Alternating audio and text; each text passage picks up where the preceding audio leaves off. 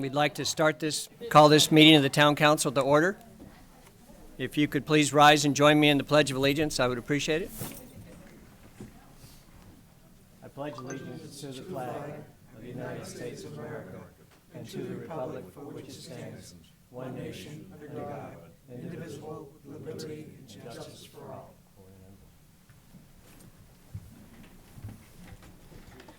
Thank you very much.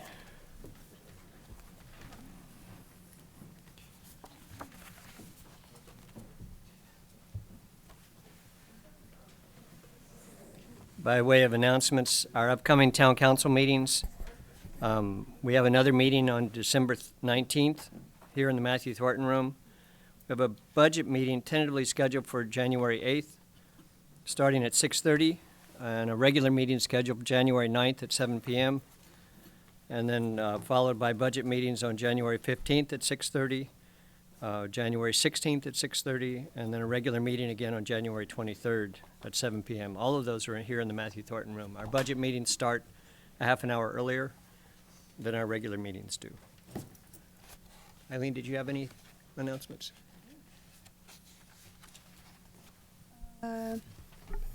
Tonight we have Paul Adams, who's the, right, Paul? You Paul? It says Paul. Recruiting assistant and Hillsborough, Manchester contact for the U.S. Census is at the library, sitting at a table in our lobby on Wednesdays from 1 to 5. He's available to answer questions about the census and talk to people who might want to help. We're also going to get a short presentation on the census and what we might do to kind of get the word out for people tonight. Parks and Recreation Department invites you to join them this Sunday, December 8th, for the 26th annual Holiday Happenings event. The day consists of 3 events. First, a working partnership with Macaroni Kid. We will be holding a candy cane scavenger hunt at Twin Bridge Park between 2 and 3. Thousands of candy canes are hidden in the baseball field. Not yet, though, right? Okay. Hopefully not. We don't want anybody to get there early.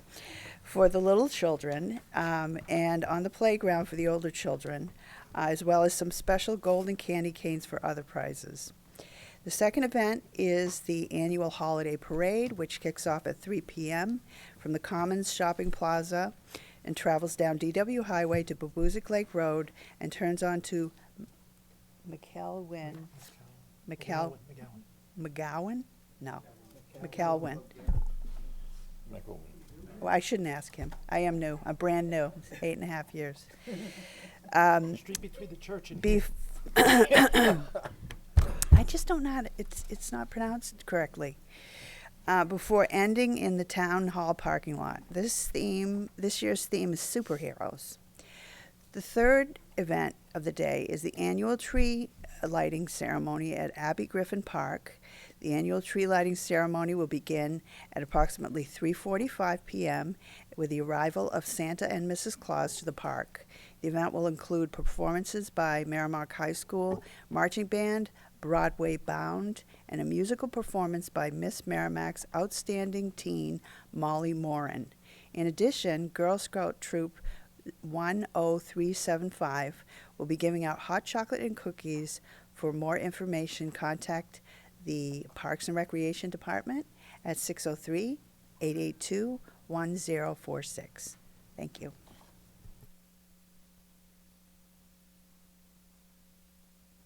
No. the 8th. The 8th. Sunday, the 8th.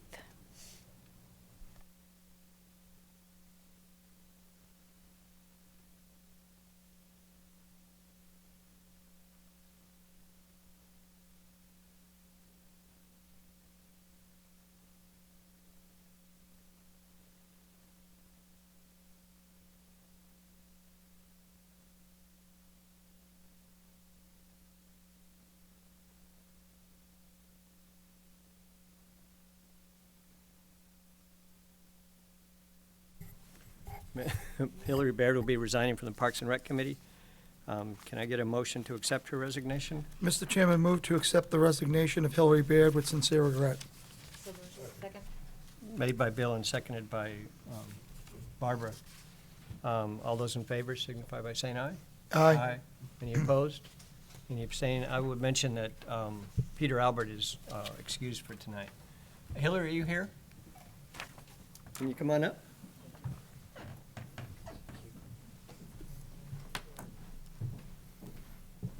Thank you for coming. We wanted to formally present you with a certificate in recognition of your service as a member of the Parks and Rec Committee, and recognition, it says, in recognition of the dedication and commitment to public service during your appointment as a member of the Parks and Rec Committee.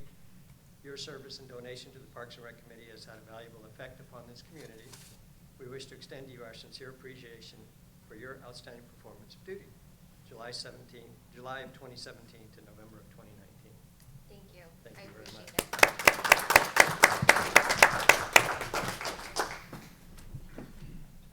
Best of luck, Hillary. Thank you. Thank you for your time.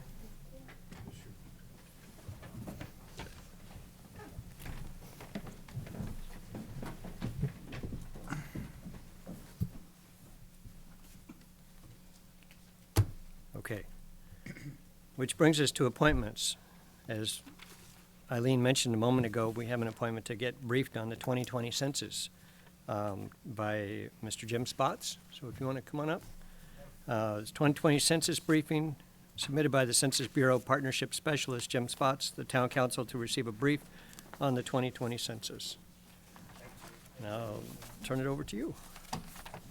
Really appreciate the opportunity to speak to you. Everybody should find a blue folder in front of them.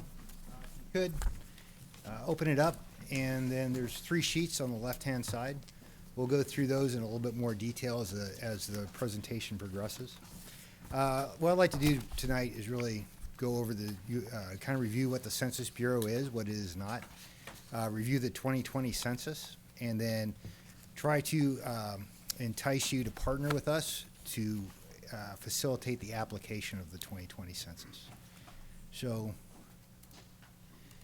the U.S. Census Bureau is actually the largest statistical agency in the U.S. government. I've worked for the U.S. government for about 32 years now, and the statistical analysis as they do at the U.S. Census is pretty much second to none. They're able to go through a large amount of data, sometimes with very Well, low it's on. response rates. We're getting a, Want me to hold up, Paul?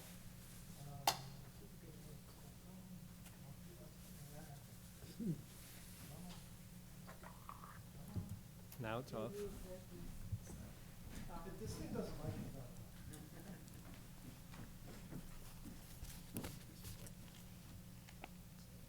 It's blinking. Should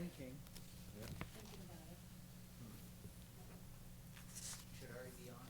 Hit the power, I hit the power button. Oh, okay, so that might be turned in. Okay. It might be booting back up now. Now it's glowing.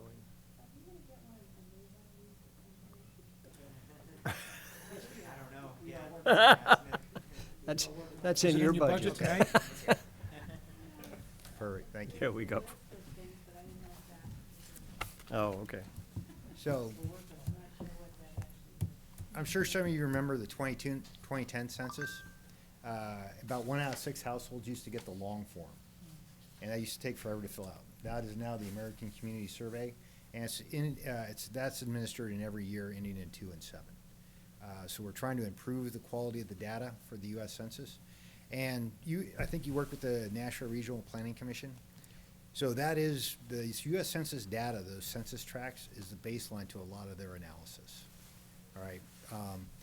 The census is actually mandated by Article 1, Section 2 of the U.S. Constitution, and our requirement is to count everybody living in the United States, regardless of citizenship. Okay. So to go back, the census is not just every 10 years. Census administers 130 different surveys. Yes, sir. Yes, ma'am. Sure. All right. So the census administers 130 different surveys and programs year-round, okay? You'll constantly find people out in your community, usually with the notification of law enforcement, where they're verifying household locations and addresses, called address verifications. Yes. Yeah. Lon can't hear, and he's mumbling over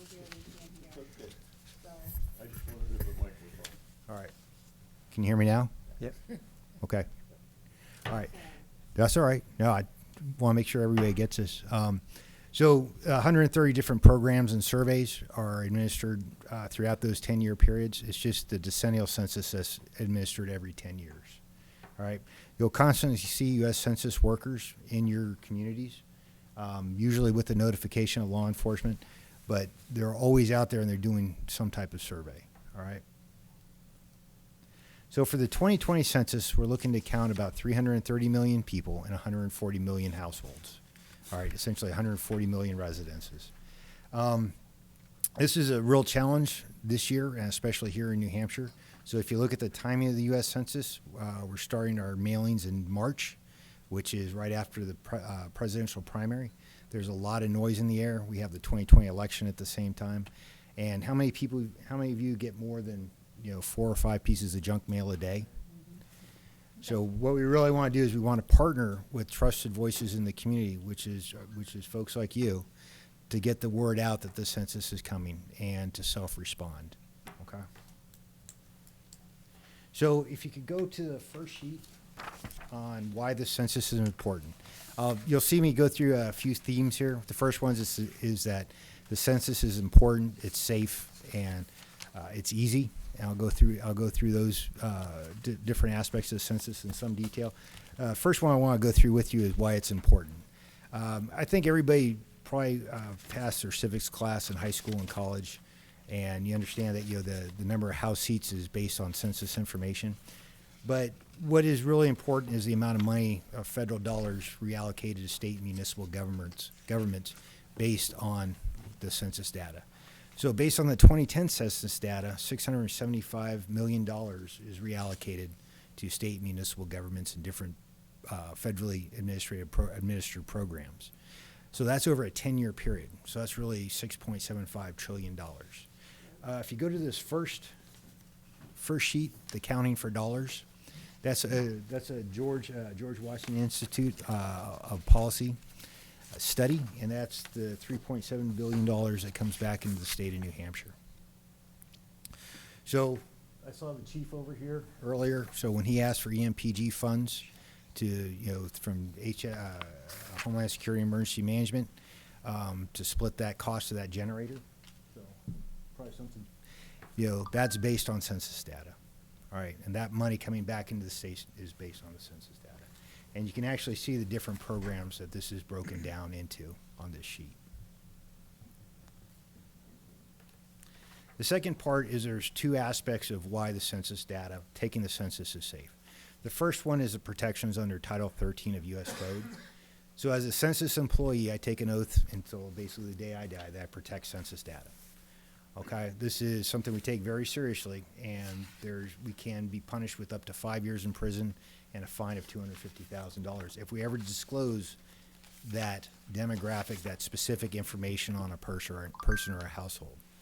Now, conversely, the census data does produce quite a bit of statistical data on those populations.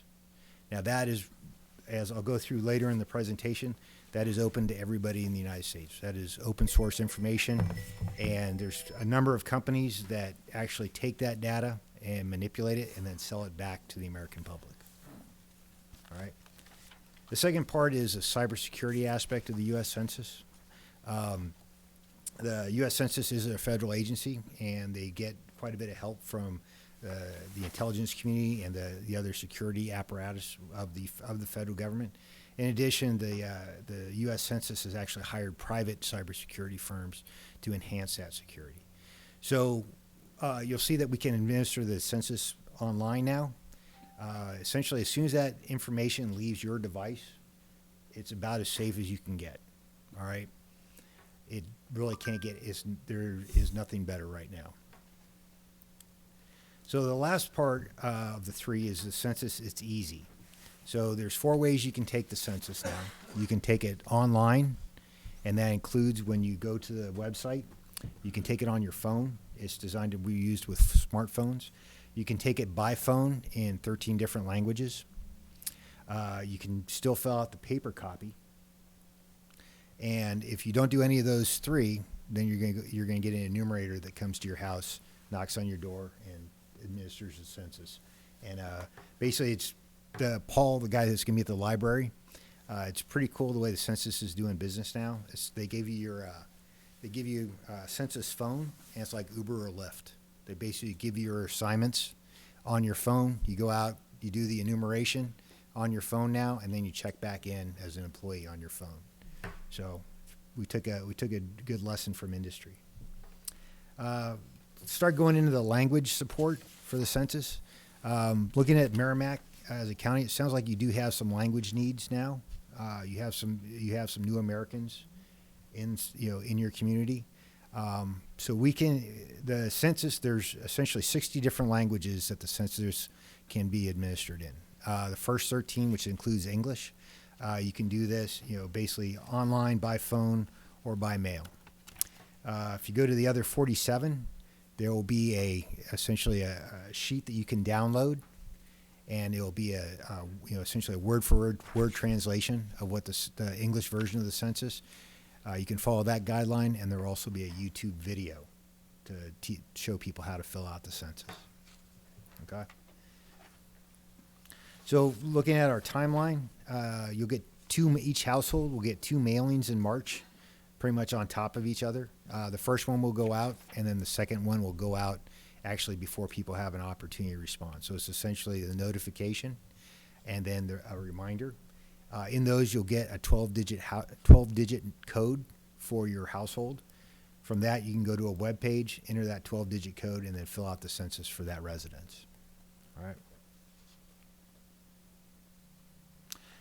Now I'd like to shift gears a little bit and go to where we can really use your help in the administration of the census here in 2020. First one is start to share the message about the 2020 census, and the second one is the jobs. We are not hitting our targets for hiring people right now. These are really good jobs. They are a lot of fun. They're basically make your own hours. It's like Uber or Lyft. You get your assignments on your phone. You check in, you check out on your phone, and you do all your work on your phone. I think they're paying $17.50 an hour now here in New Hampshire, plus 58 cents a mile.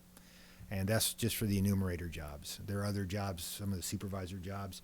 You work out of your house, you make a little bit better money. So I won't go into the recruiting goals. The milestones, we're right now essentially, we haven't started advertising, and what we like to do is we'd like to work with you to promulgate public services and announcements, PSAs, through your media resources in conjunction with the larger marketing for the U.S. Census. Tom, to your right, there's a pamphlet. It's called the Complete Count Committee. Right now, we have 6 complete count committees in the state. We have one in Manchester, one in Nashua. We have one statewide, and then we have 3 others, mostly along functional lines. Looking at, after talking to your town manager, it sounds like you have about 1,200 new residents in Merrimack that have been built since the 2010 census. Sorry, ma'am. No, what I was saying is they're in the process of being built. In the process, So, I stand but- corrected.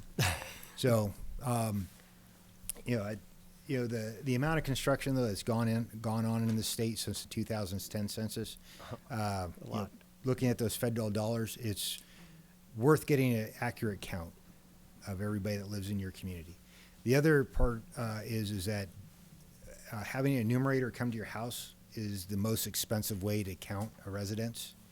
If you can have everybody self-report, that's the least expensive way for the federal taxpayer. Paul? One quick question for you.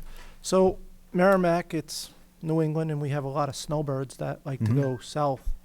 So are they going to get their census in Florida and in New Hampshire, Merrimack, New Hampshire? How do they fill that out? Those kind of That- questions. The answer, I'll give you kind of a lawyer answer. That's going to depend. It's going to depend on where they are on Census Day, April 1st, and how much of the year they spend south and how much of the year they spend north. It's based on April 1st, but if you spend most of your year in Florida, you probably should be counted in Florida.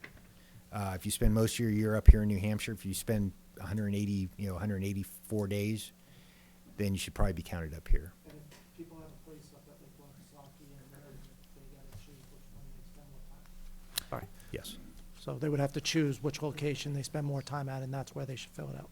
yes. Okay. Where do they vote? Where do they vote? That's the other thing.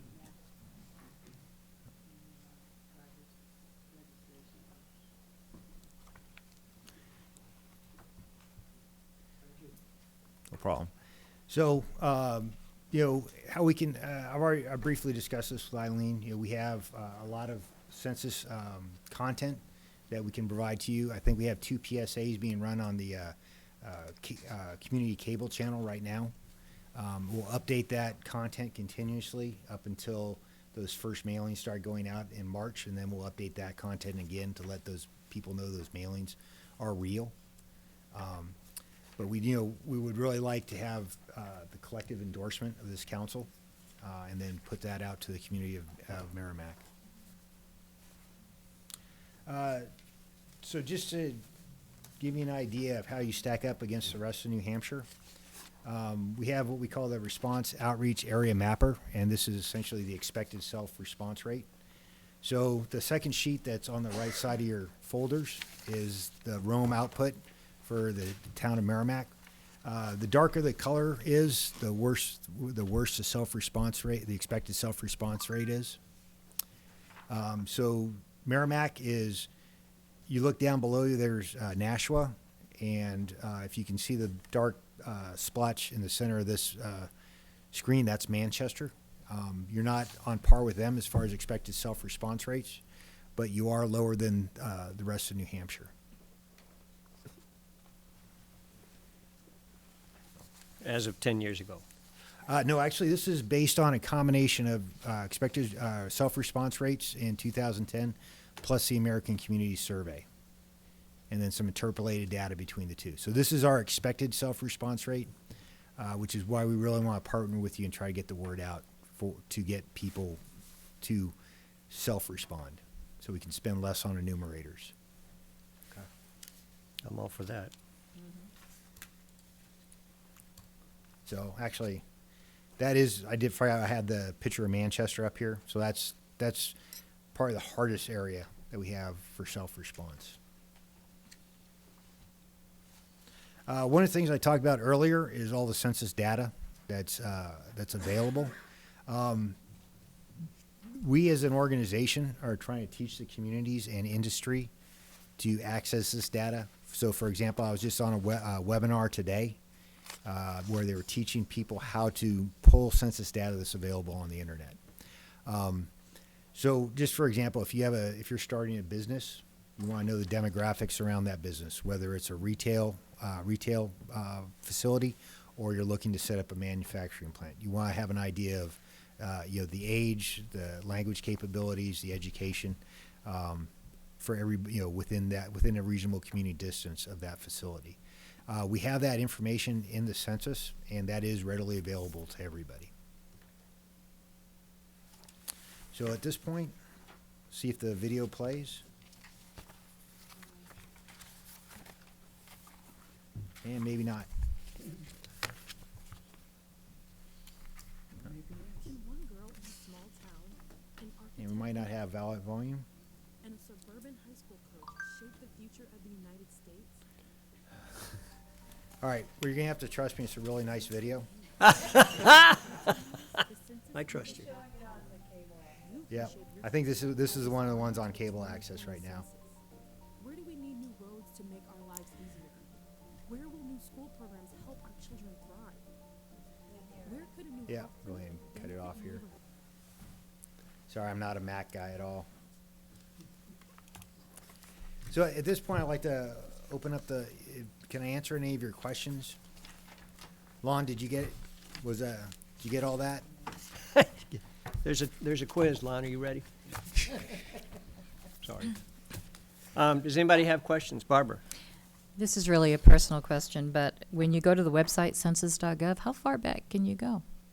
72 years. Oh, So, or actually, you can go back. I'll have to get back to you, Barbara. I'm not sure. No big deal. I know that Don't worry census about data it. is released after 72 years. So if you're over 72 years, you'll see your first census. But I'm not sure how far back it goes, because I know that Ancestry and a lot of those, or, Right. you know, a lot of those companies that go back and do, you know, the ancestry. Genealogy, yeah. Your history, genealogy, they use the census data for several Right. years back. A lot of it is a matter of digitizing it, which is a bigger challenge. Well, that's kind of why I asked, because our historic commission has a bunch of genealogists on there, me included. So, you know, we're using online tools, but I was just wondering, sometimes it's not loaded. So I was kind of asking for them. Thank you. I'll get back to you with an No, exact no, answer. please don't. I don't want to take up your Actually, I'm time curious with that. now. Bill? Thank you, Mr. Chairman. Jim, thank you very much for the presentation. I appreciate it. Just a simple question.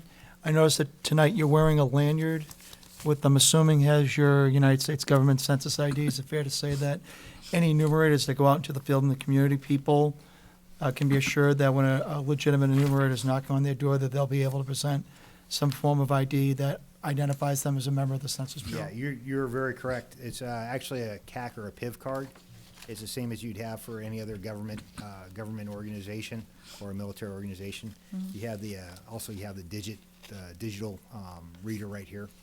So yes, you would, and people should be on the lookout for that. There will be scams for the 2020 census. You know, some people will, you know, there will be some type of scam where they're trying to get either your, you know, identity theft or try to get some credit card or bank information. So people do need to be careful. Eileen first. Eileen? So is there a phone number that somebody might call? So if you showed up at my door and I wanted to call to verify that you were actually a census taker, is there a phone number that people can call to verify that you are actually who you say? Yes, there is. And I'll go back here. So you can report suspected fraud to this number. And if you just go to the 2020census.gov website, it'll direct you to this with, I think, one click.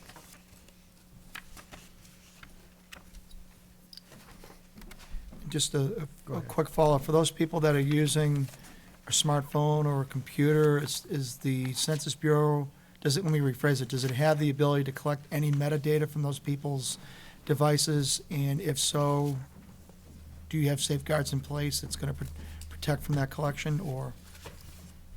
So are you talking about the compromise of metadata? Correct. Yeah, as I stated earlier, I'd really,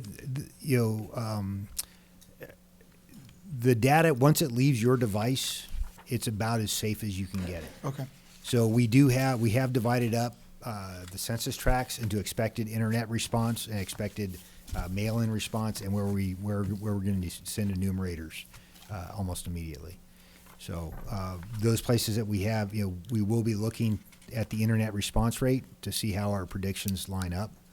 But the metadata associated with that submission is safe as soon as it leaves your device. Okay. And then the last follow-up, Mr. Chairman. Do you happen to remember back in 2010, the statewide, doesn't necessarily have to be Merrimack, but statewide, the number of people that did not participate that you had to send somebody out into the field to collect that data? Do you have a rough idea of what that number was? I can get back to you with the number on that. Okay. I have an idea, and it's based on the Rome, the number of census tracts in Rome, and the expected response rates based on the 2010 data. But the density of those populations changes between census tract, so I'd have to get back to you with the specific answer. And non-response tends to be, I shouldn't stereotype, but it's more of an urban phenomenon. In other words, it's difficult to get people in the cities as opposed to the suburbs and the towns here in New Hampshire. Actually, the cities are a challenge, and then some of the extremely rural areas are a challenge. Cowash County. Yep. So if places in Alaska, we'll actually have to send people to houses as the first measure to get a census. So they're sending people to Unalakleet, Alaska. Yep. Yeah, there are enumerators that'll go out. Wow, that's unbelievable. Yep. Okay. Jim, thank you again, appreciate it. Thank you. Thank you for your Mr. Are Chairman. there any other questions? Thank you, everybody. Thank you for your time. Okay, thank you, and let us know how we can continue to be helpful, and I'll give you a call. through Eileen is even better. Eileen, is it possible is there anything that we can put on our website so that people can we set up a link of some sort or the presentation that Jim gave us? Is that possible? Oh, yeah. You're gonna- We can provide you the link, we can provide you the content. We can provide some images. Okay. Perfect, thank you. What's that? Want the video. You want the video? With sound. Right, yeah. She's a tough cookie, you gotta watch out for her. Okay. We don't have any public hearing for tonight. Legislative updates from state reps. Just you, Janine? Okay. I know Wendy was tied up and couldn't come. I'm Janine Nodder. I'm on the Science, Technology, and Energy Committee. So every year I get to go to energy summits and the energy symposium. I like that one the best. That one was today. I had to leave a little early though because I have a funeral to go to. But I was just reminded that we pay the highest energy costs in the country and all over, highest transmission costs. And we've come very close, dangerously close to having rolling blackouts during the coldest part of the winter. I'm learning, I learn more every time. I'm also going to the Heartland Institute's conference in New Orleans. They just had a mass shooting there. I hope there's not a repeat. And we'll be I'm sorry, what did you say? They just had a mass shooting there. I was reading it on my phone. In New Orleans? Oh, I don't want that to happen again. I'll be learning about more about education choice there and energy. I look to them for energy on a lot of things. They're a good organization. But also food labeling laws, that comes up every term, it seems. And I get calls from people from Merrimack asking, they want food labeled if it has GMO. But we really don't need to do that because foods that don't have GMO are proudly labeled already.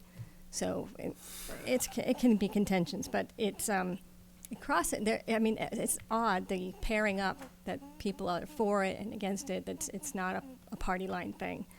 And RGGI, Regional Greenhouse Gas Initiative. There's also going to be a presentation about that, which is another thing that comes up all the time. And I've sponsored legislation to get rid of that tax, as Dick Berry. No, I'm trying to hurry so I don't take up your time tonight. I have my phone up here with me because I want to show you this app. Can you all see that? No, not really. But you could ISO talk to about go. it. Do you know what ISO is? I don't know if you remember the movie War Games. Well, it looks like NORAD. It's down in Massachusetts, and it's like this big screen, and you can see all of the area, New Hampshire, and all the different areas, and who needs energy, where the energy is coming from. If there is a blackout, if there's they can just see it. It's all there on this big screen.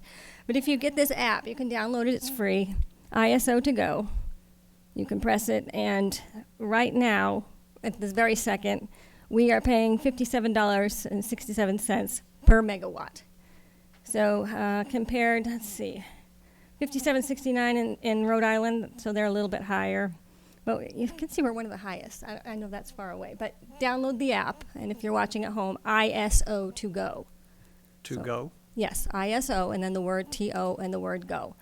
And you can have it handy on your phone, too. And if you're a geek and a nerd like I am, then you'll look it up several times a day to see what we're How much paying. your energy's costing.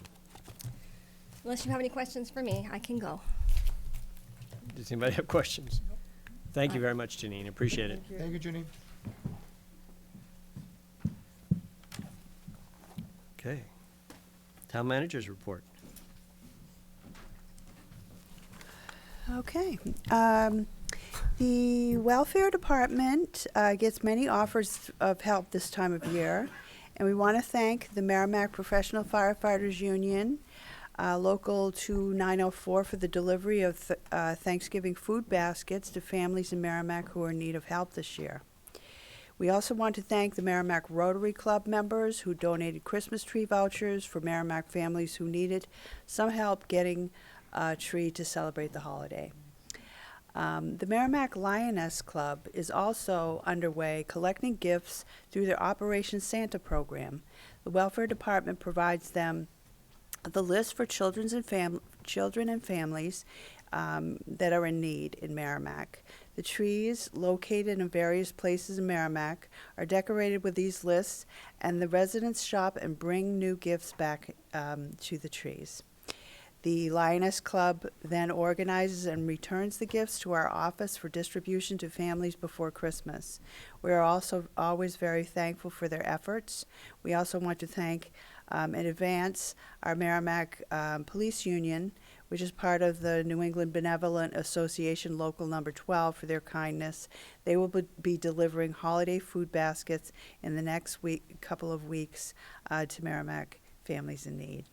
Again, very nice. That's awesome.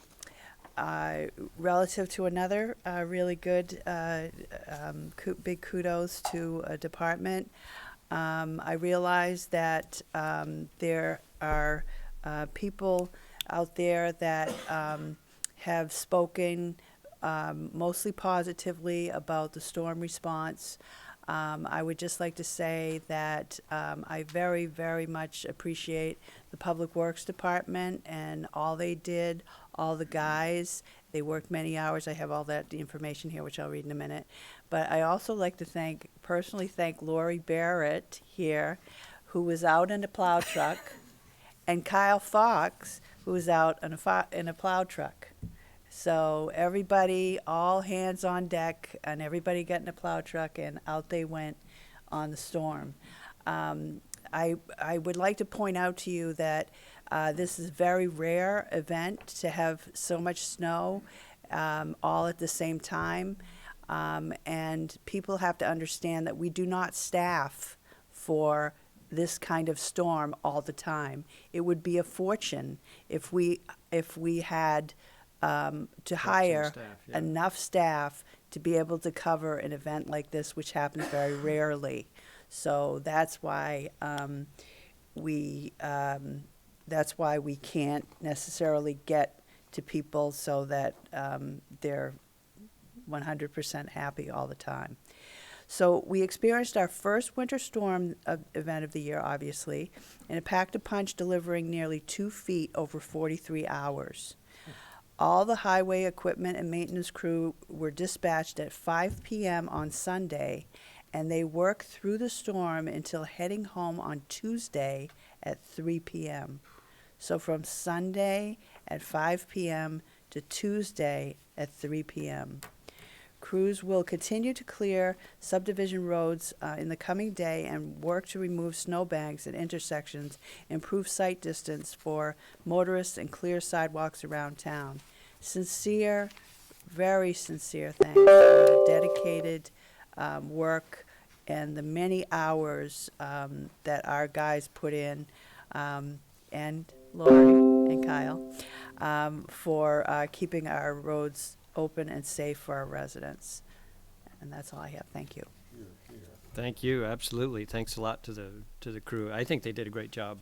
At least they filled my driveway, but that was before I got out with my snow thrower and was able to clear it. But that happens all the time. It's nothing special. But so thank you very much to the whole Public Works Department staff. Anybody have any questions for Eileen or comments? Just kudos for the whole operation. It was wonderfully done. Absolutely. We have no consent agenda for tonight or old business, which brings us to new business. The 2026 Capital Improvement Program presentation submitted by the town manager and finance director, assistant town manager, Paul McCallie. Town council will be presented with details of the 2020 to 2026 CIP. Good luck. Go for it. Good So, evening. Take it away, Paul. Thank you for having me tonight. Oh, of course. And Whether you like it or not. I want to give a special thanks to my backup crew in in the back corner over here that are gonna answer all your questions for me. Oh, tonight okay. Instead. Just want to give you a brief overview. I know we only do this once a year. So, we have, based on our charter article 8-9, the planning board was directed in 1984 to have a 6-year capital improvement plan. Through the charter and the charter and the RSA 674-7, we come before you to have this capital improvements plan for capital expenditures. We have 2 categories for capital expenditures. We have what we call major projects, and that is projects that will cost more than $100,000, and they go to those projects go to the planning board, versus a truck that cost over $100,000. The planning board made a decision before I started here 15 years ago that they just wanted to see projects such as drainage and other issues like roads and things of that sort. Instead, they didn't want to get involved with buying a truck or buying a fire truck, so they asked to keep that separate. So we have the major projects, and then in the minor projects, the town back in, when it started, said anything over $10,000 would come forward on the minor project, and that's really your equipment areas where it's, like I said, for trucks and lawnmowers and things of that sort. So I want to apologize in advance. It's very tough to put numbers up on a screen and try to get them big enough so that everybody at home can see them on their TV. The presentation will be put up on the website by tomorrow, 3 p.m. That's my goal, is to get both these presentations up by tomorrow by 3 p.m. So I want to apologize in advance. I would like to talk today about the 2021, because that's the next fiscal year that we're looking at. We're in 18-19 to 2021. And basically what's happening is that we're increasing the capital reserve deposits by about $270,000 to once again try to get these capital reserve funds more into a savings account than an in and out every year. So we've looked at our needs and we've increased it to $270,000. Something new this year is there's been a lot of talk about, oh, we need to start a sidewalk capital reserve fund, or we need to start a drainage capital reserve fund. Well, back in 2009, I believe, the road infrastructure capital reserve fund was started. And when that was started, it combined sidewalks, bike paths, drainage, and roads all into one. And bridges, all into one capital reserve fund. So what we started, Eileen and myself, we talked about this, and we thought maybe it would be a good idea to start showing you some of the breakout of what we've been depositing in that road infrastructure fund above the $545,000. Is drainage is $200, sidewalks was $275, and roads was $70,000 this year in 2021. That's what we're projecting at the time of this presentation was put together. So that you can see that we are making a commitment to sidewalks. We are making a commitment to the drainage because the drainage is part of the MS4, and we are still making a commitment to roads and bridges. We've saved for our bridges over a number of years, and we have one that's in construction right now, and we have one that's coming in construction, and that's the one over by Piningburg, the Piningburg Bridge. But we already saved for that, because when it gets asked to be put on the 10-year plan, they ask us to send a note in saying, do we have the money? And we say yes, because we save for them, because we know they're coming. So that's why the roads are backed off a little bit, and sidewalks and drainage is moved ahead to 275 and 200 respectively. The one by Pinenberg's is on Route 3. On Route 3? Yeah. I thought that wasn't coming up until later. It's coming up till later, but we do have the money saved because at one point that was supposed to be in 2021, way back when, and it keeps on getting pushed. Eileen? Sorry, but sidewalks are 200,000. At the time of the presentation was 275 Okay. when we did this. It'll Okay. change with the budget. Okay. Thank you. Okay. This presentation was completed prior to us finalizing the budget in the last couple of days, so. In that's the why last, half hour before we left for work Yeah. today, so I don't want to say that. understandable. Yeah. Yes. So some of these numbers, as you'll see, will change with the budget presentation, but at the time as the planning document, this is what our plans were. You can, sure. I'm just curious, will you be getting us the revised based upon that? In the budget, they're all revised. Okay, It's Thank you. revised in the budget. okay. And just because we have you interrupted, has the planning board seen this yet, or no? Or No, we seeing we it are first? going to the planning board on the 17th of December to give Okay. that presentation. Years ago, the council wanted to see the CIP presentation before the planning board. The charter says that it should go to the planning board, and then the town council requested that we come before the town council first in case there's a project that you don't want to bring forward to the planning board, or you want to move it around due to the needs of the Well, town and the council. planning board only recommends. Right. They don't have any final say. Correct. It still comes to us. Right. Okay. So I want to just show you, like I said, it's a $270,000 increase to capital reserve funds. Road infrastructure was a $95,000 increase. We started to put in money for athletic fields because that's a discussion that we'll need to start having.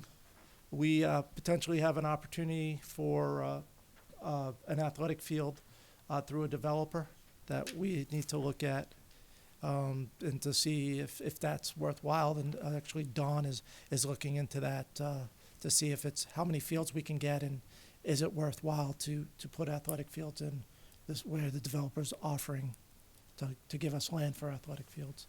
And then, of course, there's some increases, ambulances and fire equipment and Daniel Webster Highway. We're getting to the point again where we're going to have to start paving Daniel Webster Highway at either end and go forward with that as we'll see later. Once again, sorry for this being so small, but this is the full major project capital reserve fund. I will break this down and really only talk about 2021 and 2021-22, which is really the 2 years that we are locked in on. The out years can slide one way or the other due to funding and things of that sort. But these are projects that we have going forward and looking at going forward. So breaking it down, as we know, we're in the process of looking at a safety complex for fire and police. Right now, rough estimates have that about $11 million. But through sales and fund balance and sales of buildings and fund balance and private donations and some money set aside in the capital reserve fund, we're looking right now about an $7.8 million bond, probably going to be a little bit lower than that when we come forward later on this year with the recommendations from the gentleman who we're working with, the architect who we're working with the building.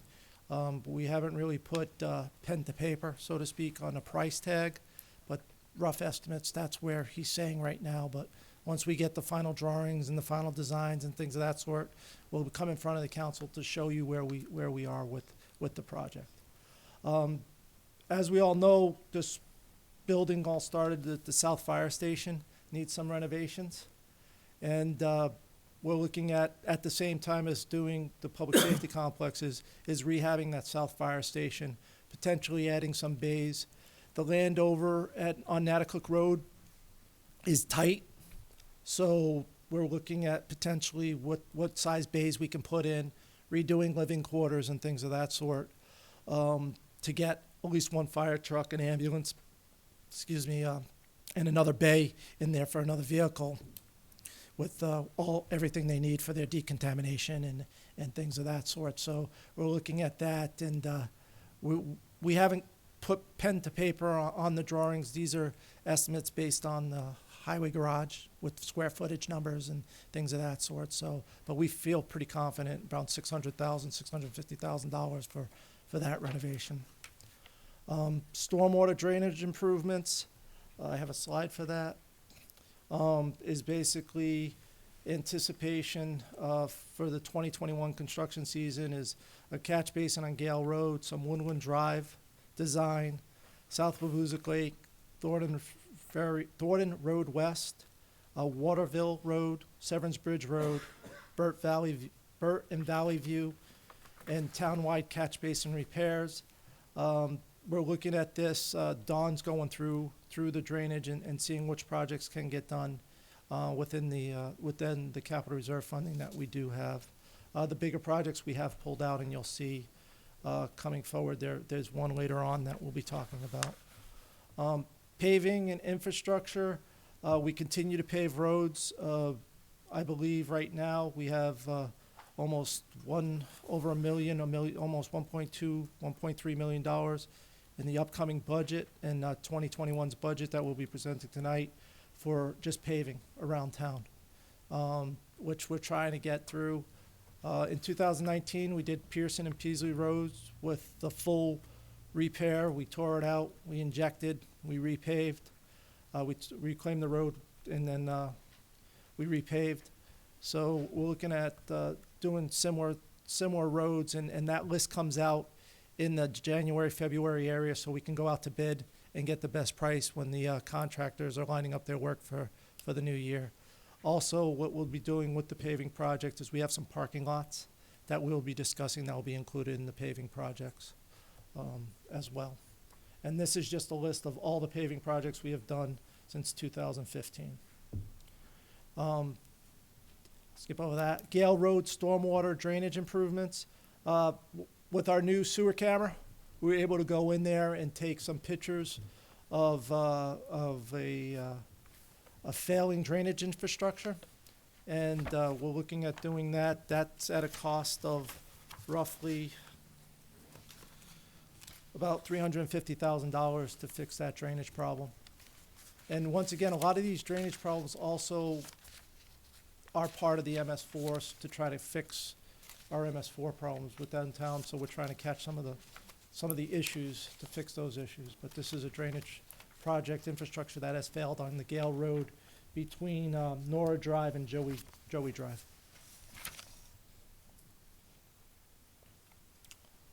Merrimack River Boat ramp access improvements. That's an ongoing project that we're looking at. We're hoping to get some state money with that, a 50-50 match with the Fish and Game. Once again, that will be coming forward to the council for final determination of where it's going. There's been a lot of talk between Griffin Street and then the wastewater treatment plant. I think we're back on Griffin Street due to a boat ramp that was put in Nashua for larger boats. So I think we're back on Griffin Street to see what's going on. So we're exploring a lot of different areas, and we'll be coming back with our recommendations to the council for your final approval on where the boat ramp will go. Severance Bridge road slope into stabilization. As you know, that there's a canoe launch in that area on the Sauhegan River. There's talk on the other side of Amherst Street. The Conservation Commission owns a parcel of land that they're thinking about putting a new canoe launch in on that side. They're a couple years away. However, we need to stabilize the slope because the slope keeps on going into the river. And if we don't stabilize the slope, it's going to wash out our road. So that's in there to do some slope stabilization to get the slope from stop eroding into the river, Sauhegan River. So that's why that's there. And this is the sidewalk improvement plan. We've looked at this. We've made a conscious effort, actually the town manager made a conscious effort to get sidewalks into the budget. We have done basically 5 projects of $200,000 that we believe can be done. And the first one is up in the area of the Woodbury Street connection to the high school to Daniel Webster. And I believe that if the budget passes, that will be the first one that we'll be constructing. So we'll be going ahead with that. We are still going to go ahead with TAP grants, but as you can see with TAP grants, they kind of get pushed. You know, we've been dealing with the River Trail now for almost 8 years. Yeah. Yep. So we've been dealing with that. So so we're trying to also supplement the TAP grants with some of these smaller projects that we can get done. Also looking at connecting sidewalks on the DW stretch going towards the Common Man in those areas, down that way, going that way, as well as coming up in the Babuzik Lake Road area. From the library to O'Gara, we got to look at a bunch of different things there. So we're trying to connect these projects with other projects that will be going around with town that, you know, the town will have to pick up the cost of those and not a private vendor such as, you know, company that comes in and wants to redo something. We own it. We need to fix it. So that's what we're looking at for the sidewalk projects. And we've put $200,000 aside for the next 5 years, and we believe we can get some of those projects done. The first couple of projects, we'll be using the fund balance proposal that we brought forward back in September that we showed the council about infrastructure and one-times. So a couple of the first 2 or 3 years we'll be using the fund balance to help offset the cost of $200,000. After that, we'll get the capital reserve fund up and operational with some money in it to do some of the other sidewalks. Depot Street boat ramp, this came up last year. As you can see in the pictures to the right, there was some severe washout of the Depot Street boat launch. That is a smaller boat launch. You really can't get a boat in there, but you can get a kayak or a canoe or some other items, some other watercraft in there that you can go up and down the Merrimack River. We're looking at it designed this year in the current fiscal year, and then we're looking at doing some the repairs next year in the 2021 budget. These are the major project lists for the out years. They include the bridge over by Pinenbergs, which we talked about. Then we're also looking at the Sauhegan River Bridge, Chamberlain Bridge, and that's $215,000. And the reason why that's $215,000 is because that's in conjunction with the river walk that we're doing. Part of that project was to take care of some of the infrastructure that we needed with underneath the bridge to support the river walk, and this is the additional money to fix the sidewalk and things of that sort on the bridge. Looking at drainage in the Woodland Drive area, this is the second phase of that. Looking at the Deerwood, the Birchwood, the Pine Tree, Heartwood, and Timber area, and we're going to be doing that out of capital reserve funds. We'll be doing that project over 4 or 5 years to get that project done in drainage, and of course paving of gravel roads. We're looking at that, and then what I talked about earlier with the DW, the Greeley towards the center of town is the DW highway. That's the paving that we had to do. We did a big reclaim and stuff. We're looking at trying to preserve that road a little bit longer and trying to do some alternative methods such as crack sealing and see how that works and things of that sort. So depending on how the road is in 23, 24 will be whether we're going to pave it or whether we're going to try to seal some more cracks up and things of that sort. So we're trying to preserve some of our feeder roads as best as possible. And then there's a couple of placeholders in here. The McQuestion Road sewer basins, that's in that same area with the school sewer line and the repairs we talked about there. If that school sewer line gets built, maybe this cost comes down because now we don't have to go an alternate way. We can connect right in. So there are some things, but we're looking at the sewer master plan that we put together, as well as the drainage master plan. So all these master plans we're trying to also incorporate into our projects now, in that they're not just sitting on a shelf and collecting some dust. Like I said, the library, we have a bond placeholder that's been in there for years. They are moving forward. They had a space needs study. They are actually going out with an RFQ. Actually, it's on my desk to review an RFQ with 3 or 4 architect engineers and to get proposals forward to see where they stand, whether it's a rehab or a complete building. So that should be coming forward in the next couple of years. Hate to say this, but the master plan is coming due in 2024. It's been already 10 years. It's been more than 10 years, but it's coming forward, so it's on the radar. And then, of course, the some Parks and Rec stuff with, some athletic fields. So this is how the funding shakes out for the major projects. As you can see, it's heavily through some capital reserves, the funding through the budget, and other. That's some of those bigger projects we're doing, what we're talking about with the bond and things of that sort, and some revenues that come in to offset some of the bond costs. So that's why that's high in 2021. But as you can see, we're spending, some money. Wastewater treatment, I didn't really touch upon it. You'll be getting a presentation on the Phase 4 bond to show what we're going to do for the $9,520,000. As we talked last year at budget time, there was a two-phase project, the 13-1 and then the 9520. We met with Value Engineering. It's gone back to the people who are designing the upgrade, and we'll be presenting probably in the January timeframe to the council on that bond to show you what exactly that bond is and what that bond will be paying for. And that's a $9,520,000, which is the $22.6 million we talked about last year as a total project. So the cost hasn't gone up.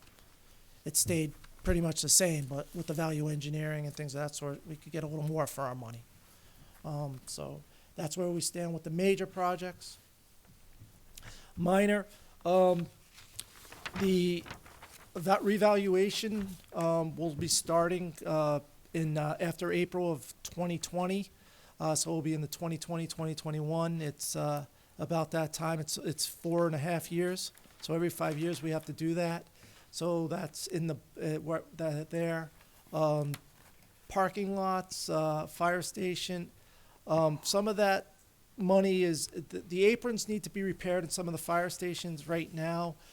There's some more other parking lot issues with some of the back ends of the parking lots. We are holding off on doing that. That's all contingent on the safety complex. Because if we're going to get the safety complex, why spend the money to pave it if we're going to do a new building? If we're not going to get the safety complex, then we're going to have to deal with it. That's why some of that money's there in 2021, 22. We're doing a lighting upgrade here at Town Hall. It's an LED lighting upgrade, so it's kind of like the street lights and kind of like what they did at wastewater treatment, where we're going to get some major energy savings from going to LED lighting and reduce our kilowatt usage. The Town Hall space needs actually got scrapped from the budget. We're going to be looking at that maybe hopefully this year with some of our money that's in the current budget, 1920, for some consulting services.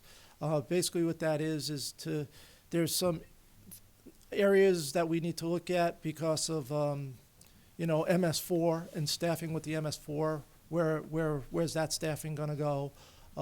Town clerk, tax collector, there's new rules about what she can keep in her, what she needs to keep in her office under lock and key, and what she can actually have in a storage facility. So we have to look at that area as well.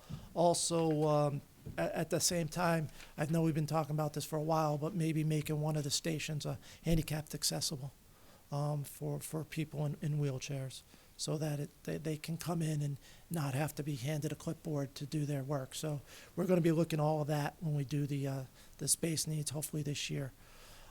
Reconstruction of parking lots at Lower PD and Adult, that got basically taken out of the budget. Like I said, this presentation was done before we finalized the budget. The John O'Leary Center, we're going to be doing within the paving budget. Lower PD lot, we've taken that away, because once again, why are we going to pave a lot if we're going to be looking at a new building?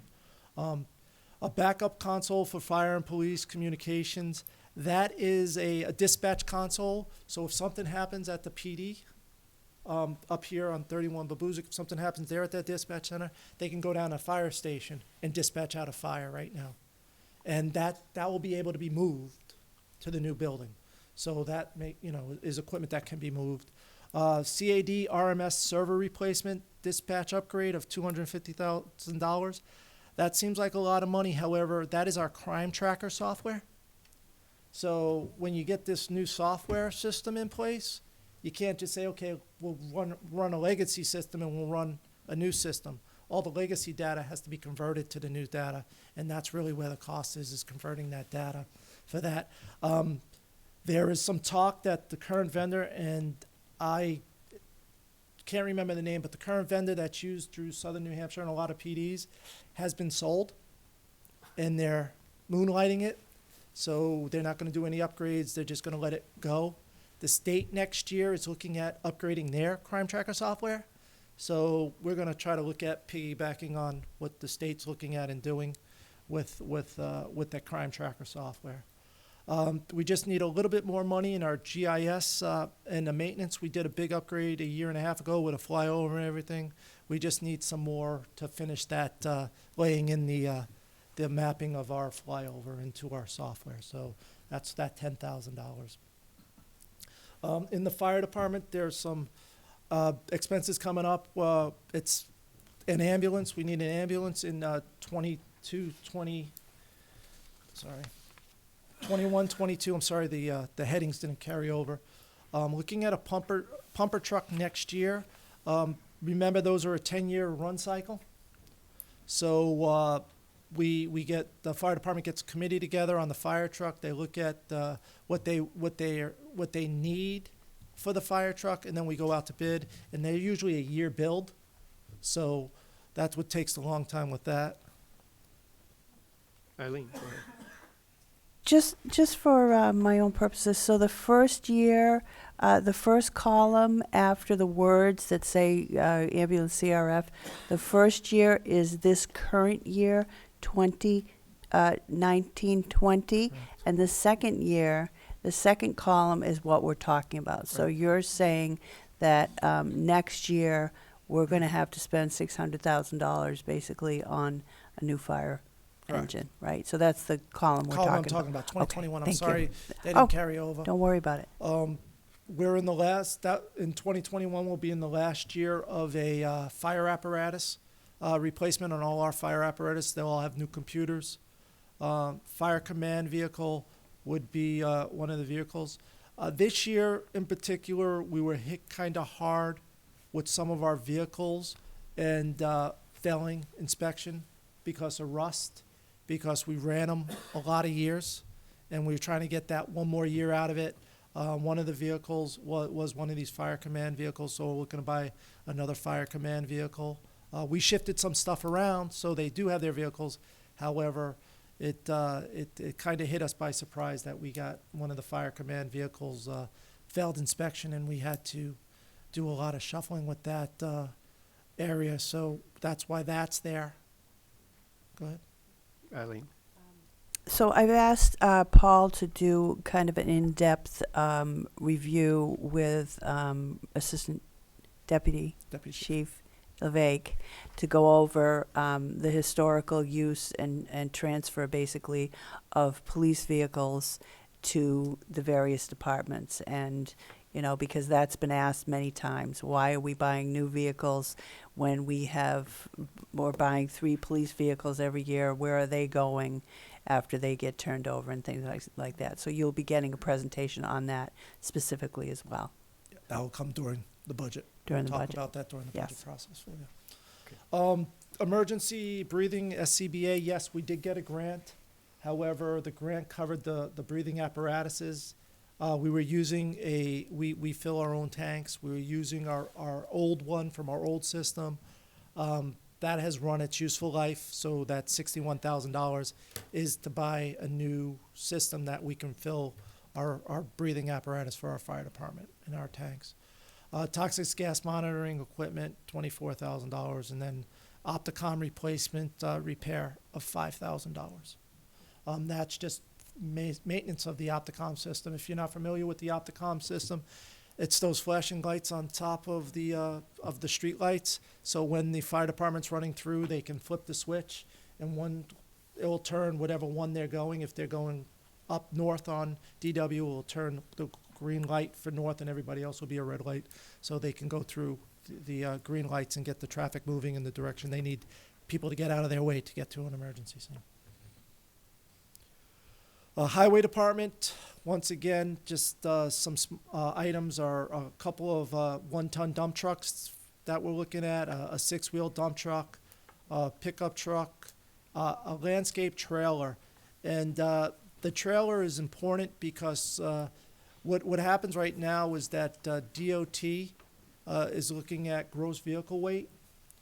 So if we have a trailer that is 10,000 gross vehicle weight, what happens is that you need a special license to drive it. So we're looking at trailers that are a little less than the 10,000 gross vehicle weight, so that everybody can drive a trailer and not just specific people have to, oh yeah, you need that license to drive that trailer. So that's what we're looking at there. We're looking at replacing one of our older trailers there. A lawnmower, the calcium tank, that's an important part of the snow operations. The calcium tank is so they put it on top of the salt and sand, so it doesn't harden, and so it stays smooth and it can get spread out. So that's why that's there, and then a cement mixer. Other areas are I'll talk about the tennis court in a second. Wasserman Park cabin demolition, that got removed. We're looking at doing that all when we do all the cabins, which we talked about. Watson Park lights, that was in the CIP. However, I do want to say, even with the snow, we talked to the vendor, Kyle actually talked to the vendor yesterday or today, and the vendor said that he ordered the parts and he believes the electrician can come in and we can still get the lights in there for this season. So they're very optimistic, so we are moving forward with that project. Patrol vehicles, that's for 3 patrol vehicles, and the fit up for those patrol vehicles. A motorcycle, we have a Harley Davidson right now that's outlived its useful life. It's right now the motorcycle is really just used for parades. So what they're looking at is doing a combo motorcycle, one that they can use for trails and one that they can use for on the road. So if somebody is trying to elude them or go into a trail that way, it won't be used for patrol. It is not a patrol vehicle, but they can use it for speeds and things of that sort. And it's safer. It has the ABS brakes. It has a lot of the updated safety features that our Harley Davidson does not have. So they're looking at one of those, a motorcycle in the police department. Solid waste, we have one live floor trailer this year. If you remember, 2 years ago, we replaced we have 4 live floor trailers. We replaced one of the live floor trailers with a dump trailer for our construction debris. We're looking at replacing some of the other live floor trailers that have been in for 10, 12 years now. And we've done a lot of work on them to get them to this point, but they're coming very close to the end of their useful life. They get used, almost every week. They get rotated in and they're being used, filled, and taken up to the landfills. A forklift, a skid steer loader, that is all over the place. That's mostly in recycling. And then technology, we need some licenses and equipment upgrades for $50,000. The tennis courts I'd like to talk to you about.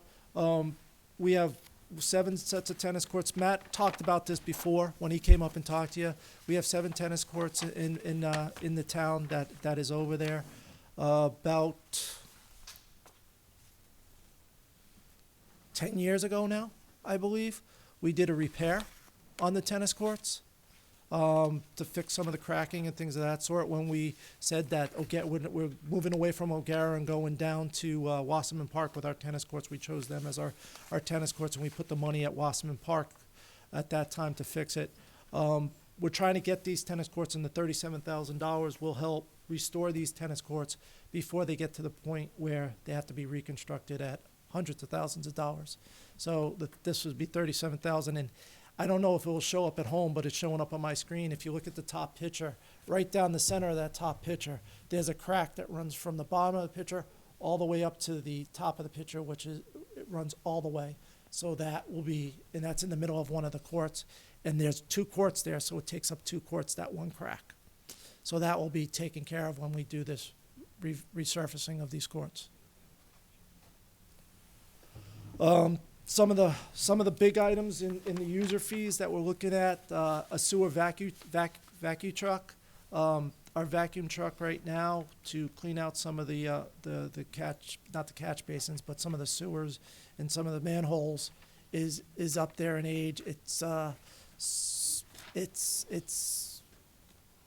needs to be replaced. There's better technology out there. There's safer technology out there for our individuals who use that truck. But it comes at a heavy cost of $440,000 for that truck. And then I wanted to point this out because everybody's talked about it earlier about getting a new projector. There's $20,000 in this room for some upgrades here. So, and some of that is for a new projector here and remote equipment, the remote equipment that, you know, when we had the HDS at the high school, we used that remote equipment. We're upgrading some of that remote equipment so they can do more of those remote access and remote programming. I try to go through it. I know we have a budget. I went through it quick, but if there's any questions, I'm more than happy to have I'll have the departments come up and answer for you.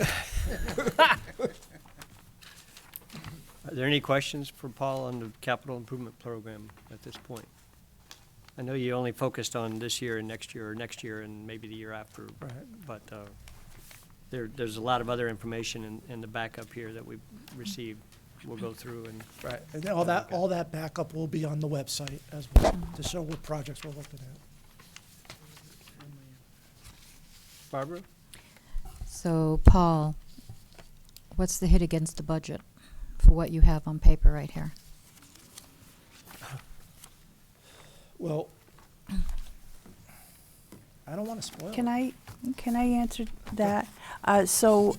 There are various different kinds of sources. So you'll see that when in just a few minutes. Okay. So some of it's coming from fund balance, so it won't hit the budget. And some of it's coming from capital reserve, so it won't hit the budget. Right. That kind of thing. So. And you know what my concern is. Our partners over at school district put their budget out last night. There's been some talk today, and some concerns and rumor. You know, people are already talking about some of the projects. I don't know how they know about them, but they do. And what is necessary versus what is nice to do. So I think it's important to get that out there so people understand as they watch this and they look at the budget, you know, all of that is taken into consideration, plus whatever money is coming in from state or federal resources as well. Okay, go ahead.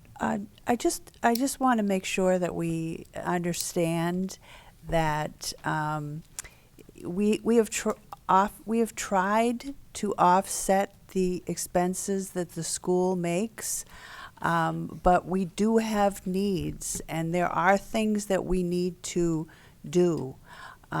So, for instance, this current year, the tax rate for the town went down 31 cents, while the schools went up 32 cents.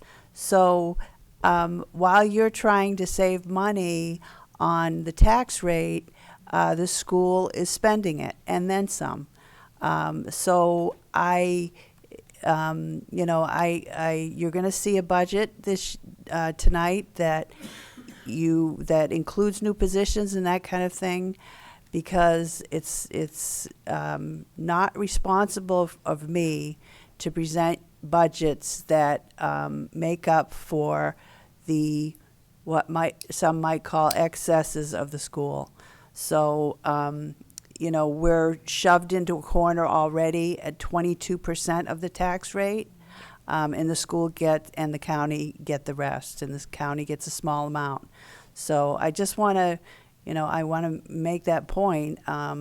We have things that must be done, and we need to present them to you as not a wish list. We've been talking about positions and stuff like that for a long time, and we need to now move forward with the understanding that we need to address the town's needs. All right, thank you. Thank you. Finley, did you have something you wanted to? No. Did you have anything? I think we're going to be revisiting this Very shortly. very shortly, and through the budget as well. So I appreciate all the information. It's always a little scary sometimes to see some of the expenditures that are down the road. Right. Especially when you talk about, one of these years, a $3 million increase from the budget amount and how we're gonna do that. But I'm sure we'll come up with a good plan. Right. Fortunately, it's not this coming year. We have some time to talk about it some more, so it's not that big of a shock. Okay. I do want to, if I may, Yeah. I do want to say that a lot of this plan is being paid for by money we set aside in our capital reserve fund deposits. So that, when I look at the capital reserve fund deposits and what we need to move forward, I'm looking 5, 6, 7 years so that we do have money in our savings account to set aside for those projects. So when you asked about what's the effect on the tax rate, like Eileen said, there's a lot of different sources that are coming in that make up the tax rate. What hits the budget on this, and I try to color coordinate it for the people at home, is if you see yellow, that is a budget that comes on the budget and is reflected probably in the tax rate. If you see a blue, that is coming from a capital reserve fund deposit that we already made, and it's coming out of a capital reserve fund, so that's a neutral. And if you see a green, that's a bond, which would need to be voted on to get to 66%. So now we've introduced a new element, which is to come out of fund balance. So there's that one as well.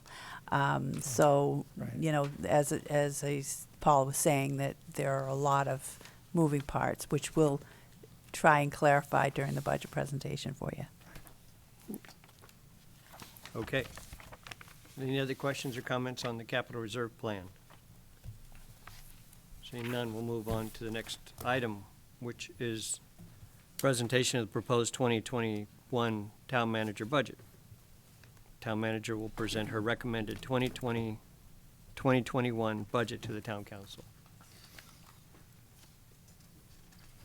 And there's And no peeking ahead. Oh, sorry. It's like the award. I'm taking it over. And the last page says questions and comments.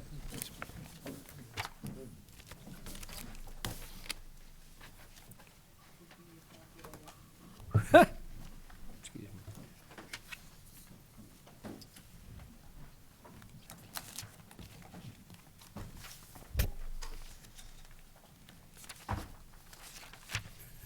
Okay.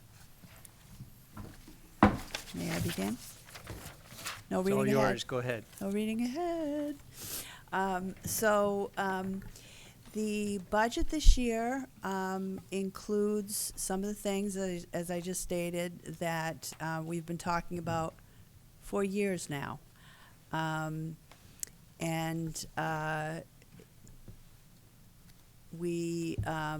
we did was we put things together in as frugal but necessary way that we could, as always. So there are various things that make up the budget. You have your, so you start out with your expenditures or your appropriation or your budget, and then you subtract out revenues that you receive from other sources, such as motor vehicle permits, which are in the neighborhood of $5.6 million now, and then you go to the taxpayers for the rest. And so this is why revenue is important. So what we're doing here in this presentation is we're talking to you about the changes from last year to this year. And revenue matters because it affects the tax rate. So we did a couple of increases in revenue. One was in ambulance revenue. We've talked about that before. As our calls become more sophisticated, and we're now using advanced life support more than basic life support, we are now getting quite a bit more ambulance revenue.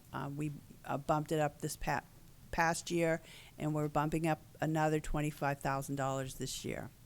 Auto registrations, we're moving that up to $175,000.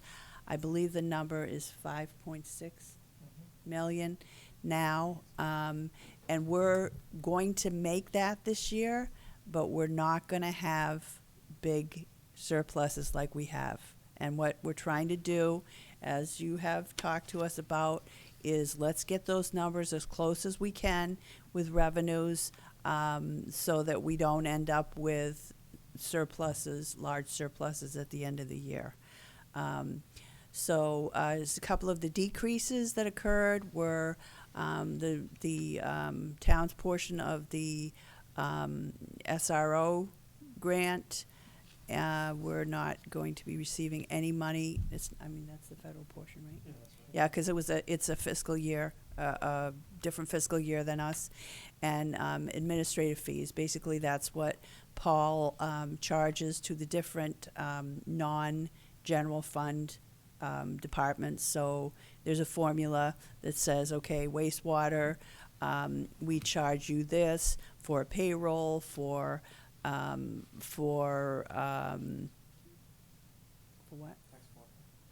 Tax collector collects for sewer too. Oh, we charge for the tax collector services to the sewer department and that kind of thing. Sewer department, for instance, is done as though it were a business, so we have to allocate the very specific costs to the sewer fund. But the other funds also have administrative fees mostly for payroll, accounts payable, and that kind of thing that get charged against theirs. So we see Eileen, can you just outline what is the SRO grant, just for people watching? Oh, I'm sorry, School Resource Officer grant, yes. So now the town will 100% be paying for both school resource officers out of the general fund budget. Okay, thank you. Thank you. So the net revenue increase is, for the year, will be $143,544 approximately. Right, Paul? So health insurance, so here we come to the appropriations. Now, this is the other important part where we talk about the ins and outs. We were very pleasantly surprised to see basically because we thought the health insurance would be more collectively for an increase. Didn't turn out to be that way. As I reported to you before, our guaranteed maximum rate was 1.9%. So we had done some calculations on that. But when everything came in, and all the individuals on whatever plan that they are were calculated. So you might have a person with a family plan at a certain amount of money last year. This year we have somebody new on a single plan.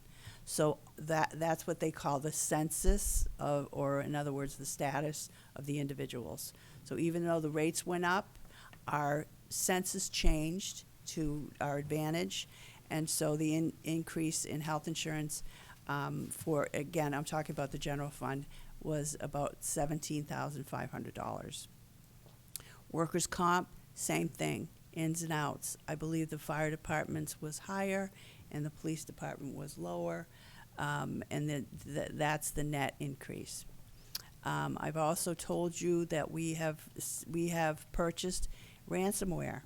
So ransomware insurance or no, we bought a server this current year, and the ransomware is $1,800 a month for storing of the data. So we pay $1,800 a month for the entire town's data to be stored in a particular place on the cloud, whereby if we were, if we received ransomware threats, that all we'd have to do is just go back to the day before And if it was compromised the day before that, that day, we could go back to the day before and all the data, 100% of the data, so we would not miss a beat. It was a decision that we made because of the devastating effects that this could have on the town and has had on other towns. And so we just kind of, we decided that that was going to be. This is the police department, the tax department, the finance department, everything in the entire town is $1,800 a month now that we've already purchased the software. So the only point I was trying to make is you're not buying ransomware, you're buying protection against ransomware. That's right. Attacks. Just Yeah, just to well, be as clear as we can be. Yeah, that's right. We're not trying to make Yeah. extra money. Make that change. So, okay. Capital Reserve Fund deposits. That is, so what I did here was, as I told you, we needed to explain to you where the various funding sources are. So we broke up Capital Reserve Fund deposits, additional Capital Reserve Fund deposits, into regular ones, which are basically inflationary costs. So the costs for dump trucks are more, the costs for roads are more, et cetera, et cetera. These are ongoing costs that we're now putting into our capital reserve funds. And then we increased roads, but that's coming from the fund balance. So this is, what I'm talking about here is all increases that do not relate to fund balance.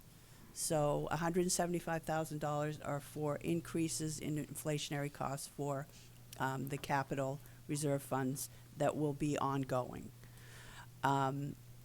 So we're talking about doing sprinkler repairs at Town Hall, asphalt, pile crushing. We do that every 3 or 4 or 5 years when we gather together enough asphalt. It needs to be crushed. We don't have the equipment.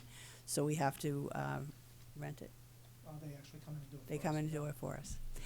So we now have to monitor our landfill for PFAS. In addition to that, we have 2 or 3 houses that we have to pay for the ongoing filtration replacement for those related to the landfill.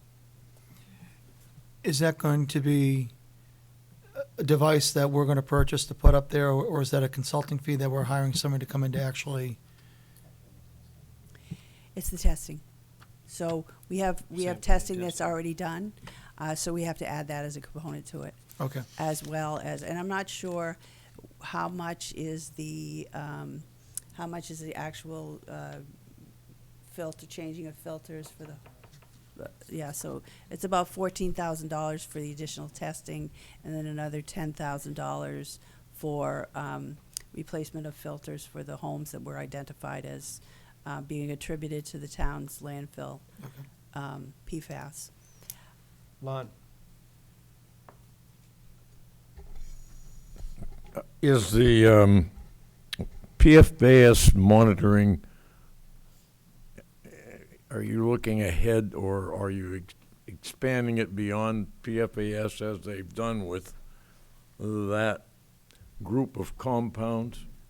We're doing it as it's being required of us. So, as I said, all it is for the testing fee. So, we're not purchasing equipment or anything. So, it's just for what's in effect right now. Here's a surprise for you. Brand new, hot off the press. We've talked about it a little bit. Trash disposal, we're in the middle of our contract. We got a couple of years left on the contract, 1.5 years, because we signed a 10-year contract. So our trash disposal costs will be going up $1 a ton. So we have about 8,500 tons of regular trash that we do. Recycling is a mess. We had a very lucrative 3-year contract that we were able to get for trash for recycling. And it ends halfway through next year.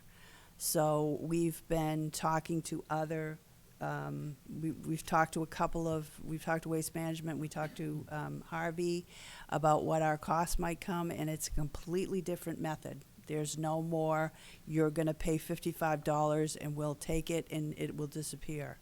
There is going to be costs for the equipment. There's going to be a cost for transportation. There's going to be costs for disposal. There are commodities prices. So each one's going to cost a certain amount of money, and they take a profit off of that. So they buy it, they sell it, they do all these glasses this and this one's that.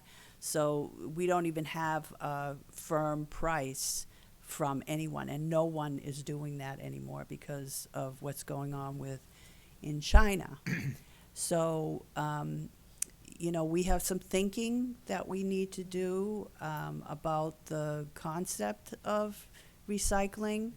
And what I'll tell you is that the price that we got from Waste Management was, for the disposal, was $90.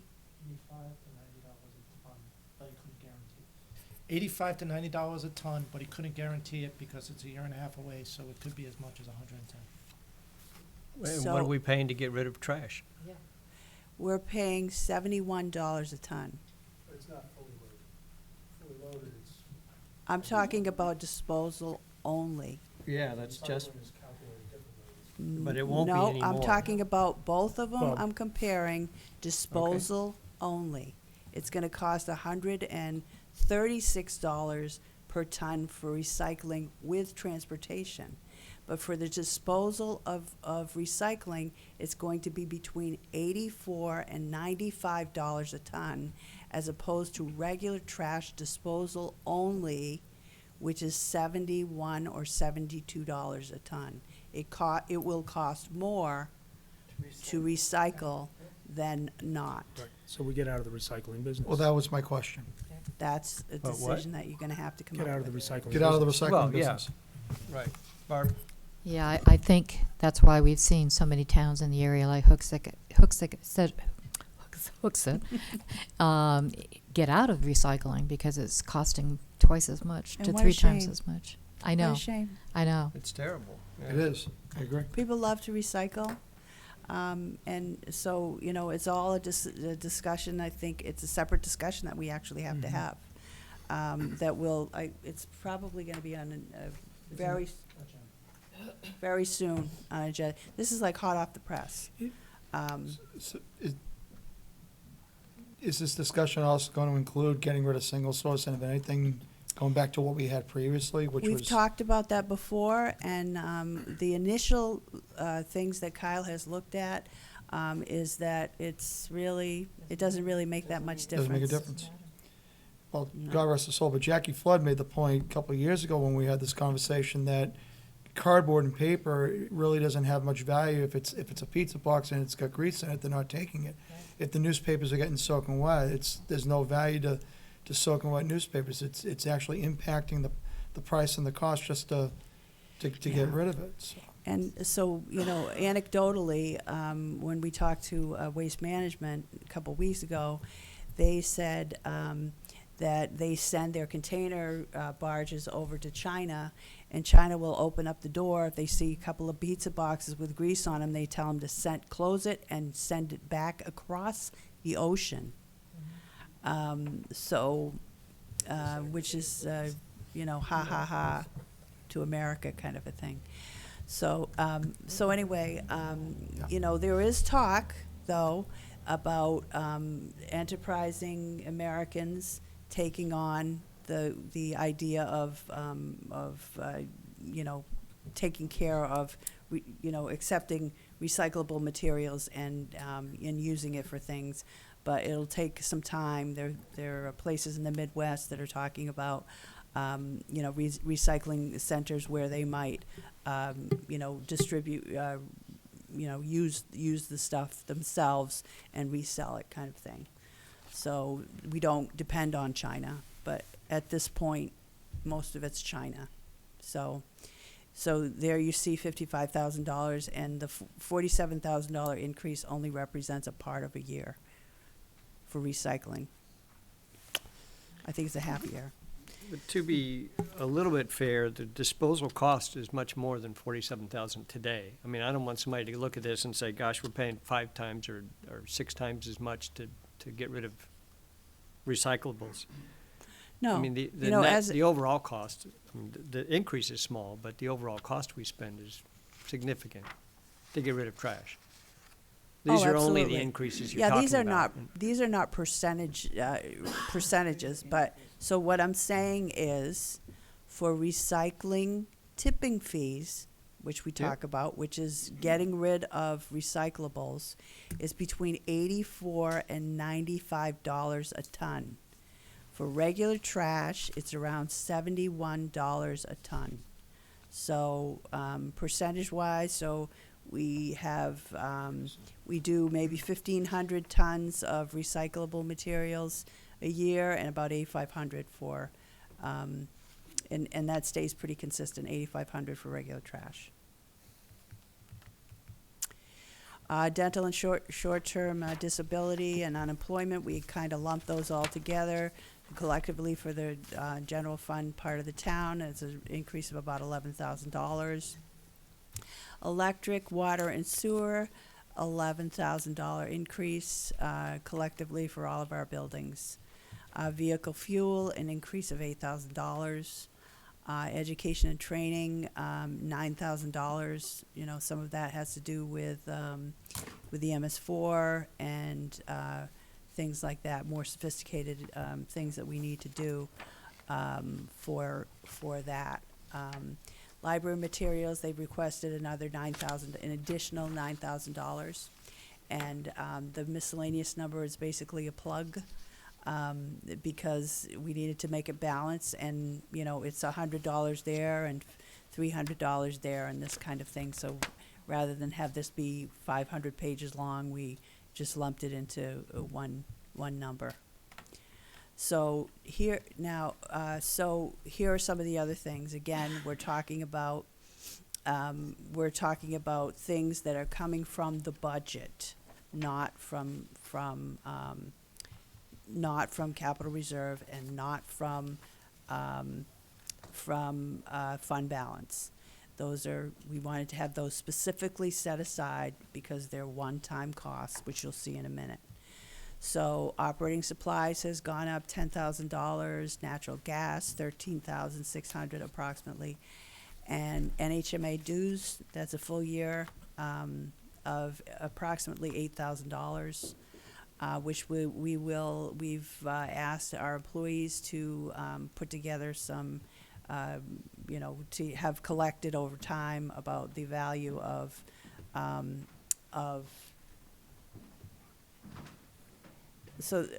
over time the value of NHMA, and is this of $25,000, $24,000 value to the town collectively. So we'll have something for that when we go with the budget. Compensated absences, a big one. There's nothing we can do about this.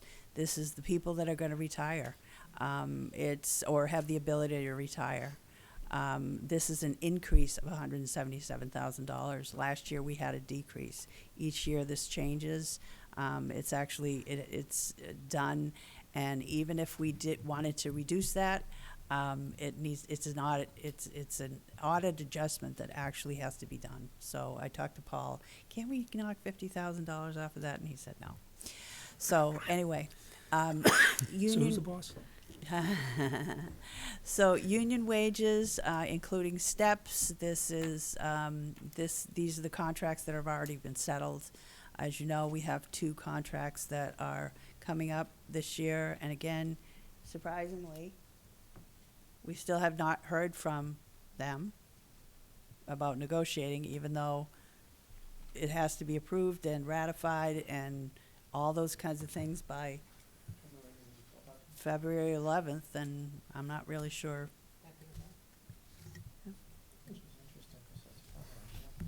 I don't know, Okay. I'm not understanding why we're not hearing. So anyway, so for staffing, this is what we've talked about. There's actually 4 new positions in here. But what we did instead of to try and kind of soften the blow, we put in 2 of the positions at only a half a year. So we would hire them in January, for instance. So the environmental engineer, we've talked about that already. Dawn has talked about it. It's necessary for the MS4. $100,000 includes benefits. Highway foreman, again, primarily MS4, and we put that person in for a half a year. Again, that was one of the positions that we did half a year. Police officers, we have 2 police officers, one at a full year, one at a half year. So the police officers will be regular police officers. They will not be new to the what is basically our drug unit or special investigations unit. We're not asking for any new ones on that. What this is, the town has 4 sectors, geographic sectors, and currently there are 3 people on each, in each shift. There are 3 officers to cover 4 sectors. So there are 3 shifts. So what we're proposing is that during 2 of the shifts, we increase the, we add an officer to cover that 4th sector. Because, and we'll get into all of that, but basically what it is that sector has just as many calls as everybody else, but the other police officers have got to go and fill that one because there's no one on that, in that sector. Health officer from a part-time to full-time, we just lost a really great health officer. He went somewhere else because our job was part-time. And it's not really only about that. It's about the fact that we have 130 or so odd establishments that need to health inspections several times a year. And it's very important to the public to make sure that that they're clean and that they're they're well run, and that's why I'm proposing a part-time to full-time. Again, the biggest part of that number is going to be health insurance, because a part-time person does not have health insurance. Now, overtime in the fire department. The fire chief will be coming before you with me to talk to you about potentially applying for a grant for 4 new firefighters. They, that takes, deals with their increased call volume and that kind of thing, which we'll be getting into for a while. So we have not put the 4 firefighters in the budget.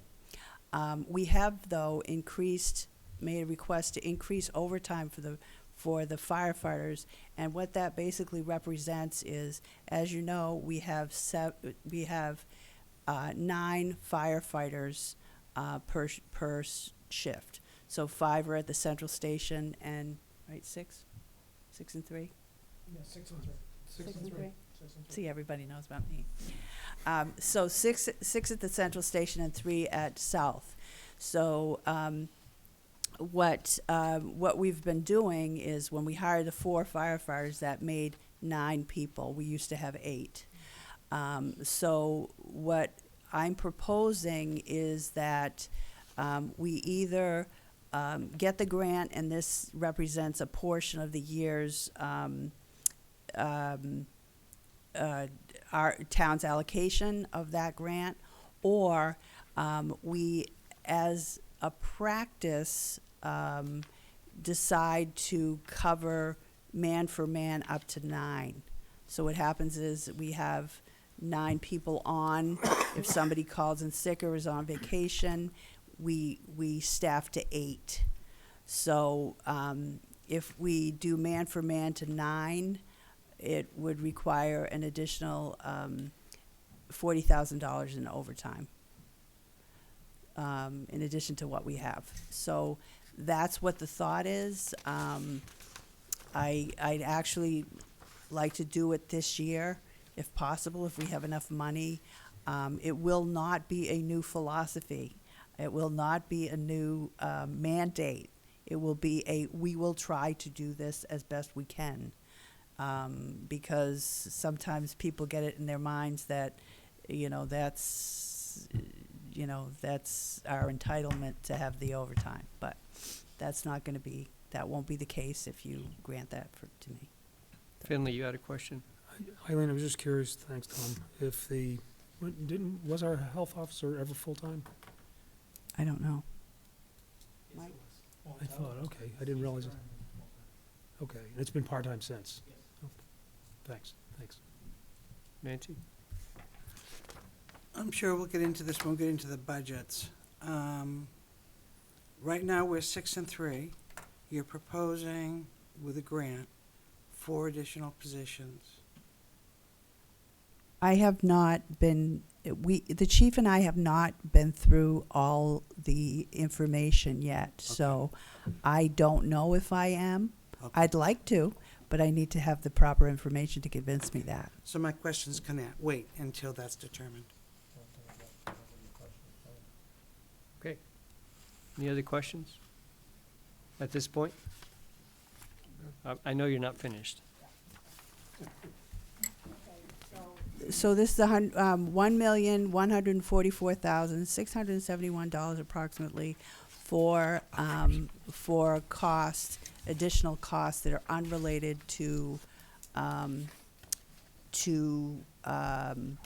the use of fund balance. So as you see here,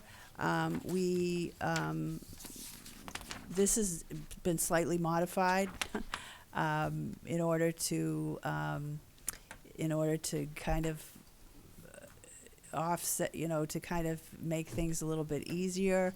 In 2019-20, we kind of broke down the fund balance and what you do. So if you look at the second, you start at the front, at the top where your fund balance is. Then it says reductions, and the first line says $300,000 across the board. That's generally what you did. You said we're going to do $300,000 a year. So this past year, you said, okay, well, we have a lot of fund balance, so we're going to add $200,000 to roads. So that's showing there in 1920. So that came from fund balance. Then we had the one-time insurance rebate for $166,588, and I'm not going to say approximately again, but again. So then you decided to use another $400,000 of unreserved fund balance, again, because we had another sizable amount of money that went into fund balance last year. So the total amount of your use of fund balance was $1,066,588. So in 2021, we're proposing those two, the top one and the bottom one. So the $300,000 that you normally do, then the $400,000 that you did this year, and then increased the offsetting of capital projects by $650,000. So in other words, now it's instead of $200,000 for roads, it's $850 more for, not for roads, but for other capital projects. So here are those capital projects. This is the $650,000. So sidewalks that we talked about before, $200,000. The tennis courts, these all come from fund balance. Tennis courts, $37,000. Station 1, fire station roof, $48,000. Lighting upgrade at town hall, $50,000. capital reserve fund deposits. Now, this is the other part of the capital reserve fund deposits. This is an increase into the road infrastructure capital reserve fund. So this is not an ongoing thing that like the inflationary ones that I was talking about before. This is actually an increase in doing roads. We also increased paving by $190,000 beyond what we did last year. So last year you increased it $200,000. This year we added another $190,000. So it's $1,390,000 for paving, plus another $95,000 for road infrastructure deposits, and a roof for the salt shed. So that total comes to $650,000, which is, What old salt shed do we have? he just put old salt shed. We have the We have a salt. salt shed. The salt shed. We have the new. We have the new salt shed that sits closer to Turkey Hill Road. Then we have one in the back that is used for some of our sand and other materials that sat further towards the ball fields. That roof is failing. We're going to replace that roof there. They still use it for storage of materials and things of that sort for winter maintenance and summer maintenance. But it's. But it's not a salt shed anymore. It's it's but no, but other that we s- materials. Yeah, but that's what we call it. And Okay. That's Just what to it used to confuse be. us. I appreciate that. The salt Doing a good shed, job. differentiation of the two of them. the salt shed of yore, Y-O-R-E. So anyway, so the total general fund increase of expenditures, $1,794,671. Wait, Um, so, Are you gonna say approximately? I'm just trying, no, Okay. please don't. If you're gonna put down the $1, I was gonna offer to pay $1 and see if we could zero out that ones column, but, the, Taken, sold. You have to have a public hearing. okay, never mind. Okay. So, You like the one there? I can't imagine we're that accurate, but that's okay. so in addition to, the expenses, we also had things that we didn't spend this year. And So- 43 cents. Oh, sorry. So last year, we spent money for $95,000 for dredging, and we don't have to do that this year, so that's a negative. And the MYA field maintenance, that was $30,000. We're not gonna do that again this year, so that's a reflection on the increase. So we end up with a net increase in expenditures. So your total general fund increase with those reductions is $1,669,671. So we didn't do the Natticook Lake dredging, is that what I heard you say? No, what I'm saying is we have not done it, but it's in the budget. It was in this year's budget. So basically, what we're trying to do is we're trying to reconcile for you the difference between last year's expenditures and this year's expenditures. Okay. So we had to show you the increases, and then we had to show you the things that we weren't spending. So are we So- talking about doing that dredging this year or Yes. Yes. this coming Yes. year? I'm a ventriloquist, yeah. Yeah. Yes. We are hoping that we get our permits from all our. Dawn's still here. Can't see her. She's hiding. We're hoping that we get our permits in place so that we can do it before the season begins. Okay, Okay. so that money is set aside for that? Yes. Okay, but we This don't year- have to budget it for the year next that- year, that's why it's right, coming down. Exactly, Okay, yes. thank you. So, so the total net increase for the general fund that you'll see in your summary will be $1,669,671. I didn't do it. So, so here is a report. Basically, what we do is we try and break out those things that are unusual to compare one year to another. Because capital reserve fund deposits are different, and capital is different, and expenditures are different, and it makes it very confusing. So it's important for you to be able to see really the difference in the operating expenses to begin with, and then you can see the kind of one-time expenses. And we like to pull out roads out separately. So the total expenses, including everything, is $31,671,451, and that's just for the general fund. Then you have your self-supporting funds that you see down below there, which are the wastewater treatment fund, media. You see the big bond there, $9.5 million. That's not really an expense; it's a bond, but we put it in there. I mean, it is an expense, but it kind of inflates what the budget looks like. And then you have your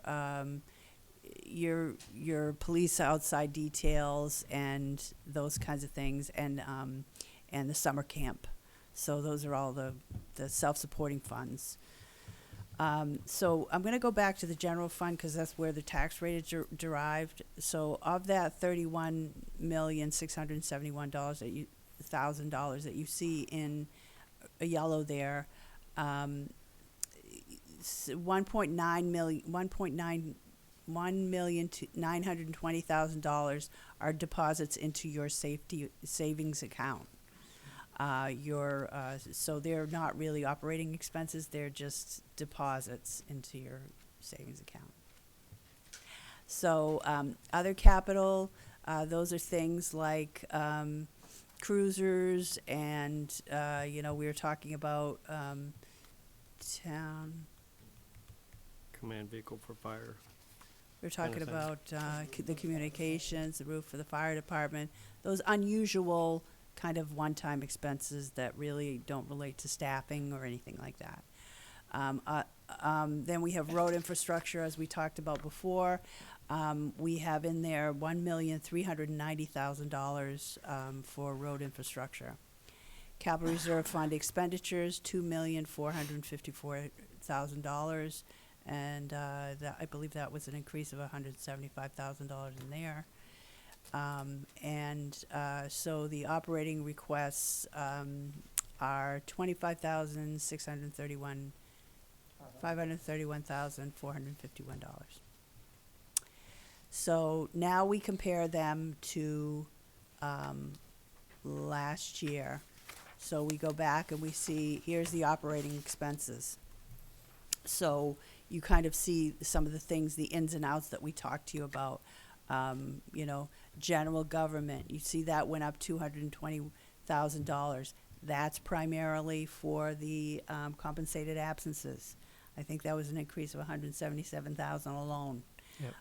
Then we have, I think, the town hall,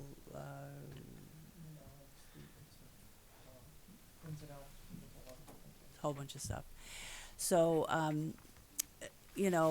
so the fire department, there's $40,000 in there for extra overtime. There's also union increases that have already passed for all the unions, for the two unions. Then there is increases in health insurance and retirement, that kind of thing.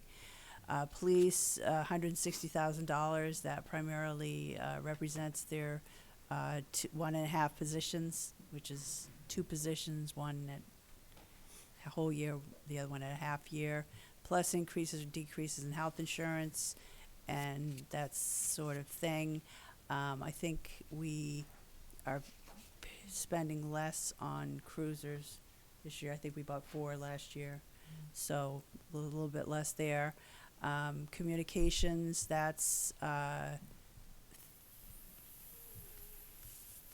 union increases and Health insurance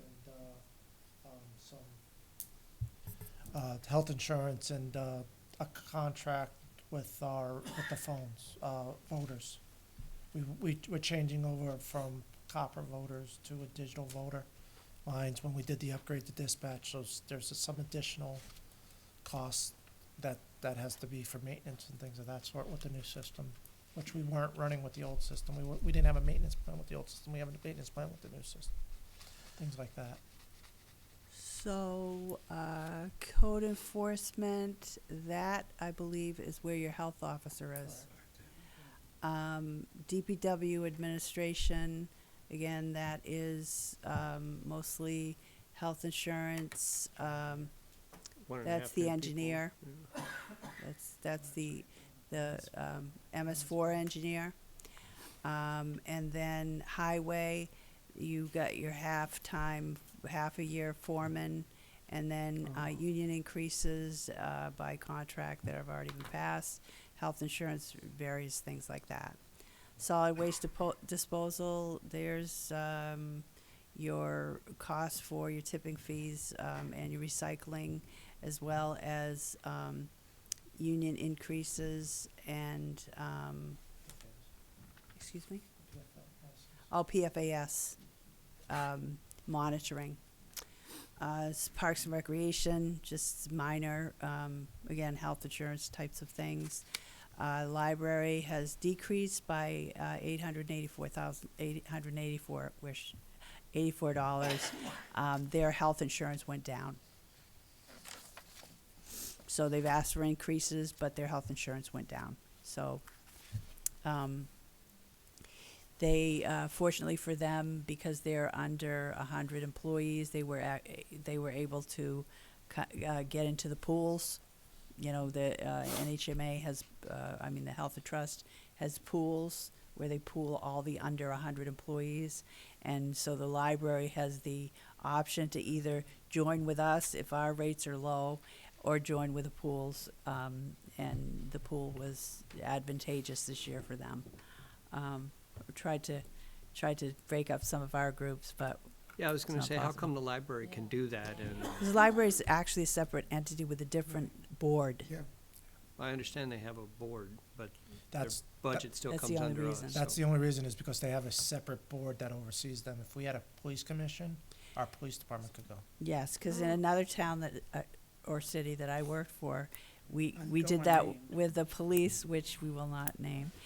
Laconia We would be did it unnamed. with the police commission, so the Oh, police could you go? department was able, the police department was able to do that kind of trick. So anyway, so equipment maintenance, up $9,800, again, health insurance, workers' comp, et cetera. Building and grounds, $8,400 is, Insurance and miscellaneous electrical, sewer, water in there. yeah, and, okay. So community development, different staffing, yeah, I mean, it's not, that really probably not worth talking about. Tax collector, town clerk, again, they're all non-union, so it's not union raises. It's health insurance, we have new staff in there, they could have changed their plans. Didn't she didn't she move her part-time to full-time or something like that this past year? Or? Last year, it Last was year. last year, so it would have been reflected in Okay. the 1922, the year Yes. before. Some of that increase also, she increased some of her hours for her part-time person from like 20 to 28. So some of that increase is for that increase in hours. Welfare, up just a little bit. Then what Pat did this year, sorry, Elaine. What Pat did this year is she increased her housing because she's seeing a lot more in housing, paying for rents and things of that sort.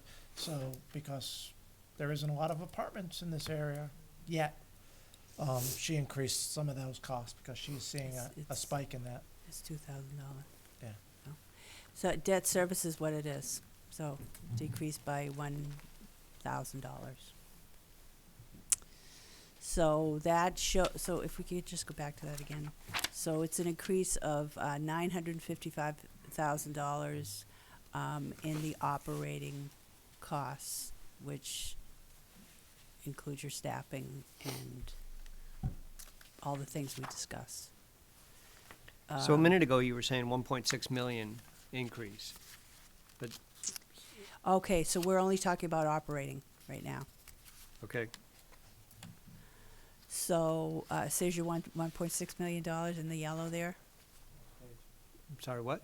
On the next page, if you look, you'll see, The 1.6 million? 1.6, yeah. it's right there. It includes everything. So the first thing we were talking about was only operating costs. So you can see that we increased our capital reserve fund deposits by $270,000, which, as I said to you, I've broken down in your explanation with $95,000 for increase in roads, and the other one, as I said, are inflationary types of increases that I included in a different section. So it was $175,000 plus $95,000. Is that right? All right. So, so you see a $270,000 increase. 95,000 of that is coming from fund balance. So, other capital, you see there's your tennis courts and your fire station roof. These are ins and outs. These have all been expressed to you. Paul's just gone over these with you, with the motorcycle and the police vehicles, and the old salt shed roof, and the asphalt pile and highway equipment, etc. So we've all kind of already gone over that, and the lighting upgrade for town hall is there. So the general fund expenditures before the capital reserve fund expenditures, which are completely offset by revenues of the same amount, is $1,669,671. There it is. We brought it back up again. Then you have your capital reserve fund expenditures. You're going to take that little asterisk out because there's nothing. Yeah. It keeps showing back up again. Why does that happen? I don't know. It's a mystery.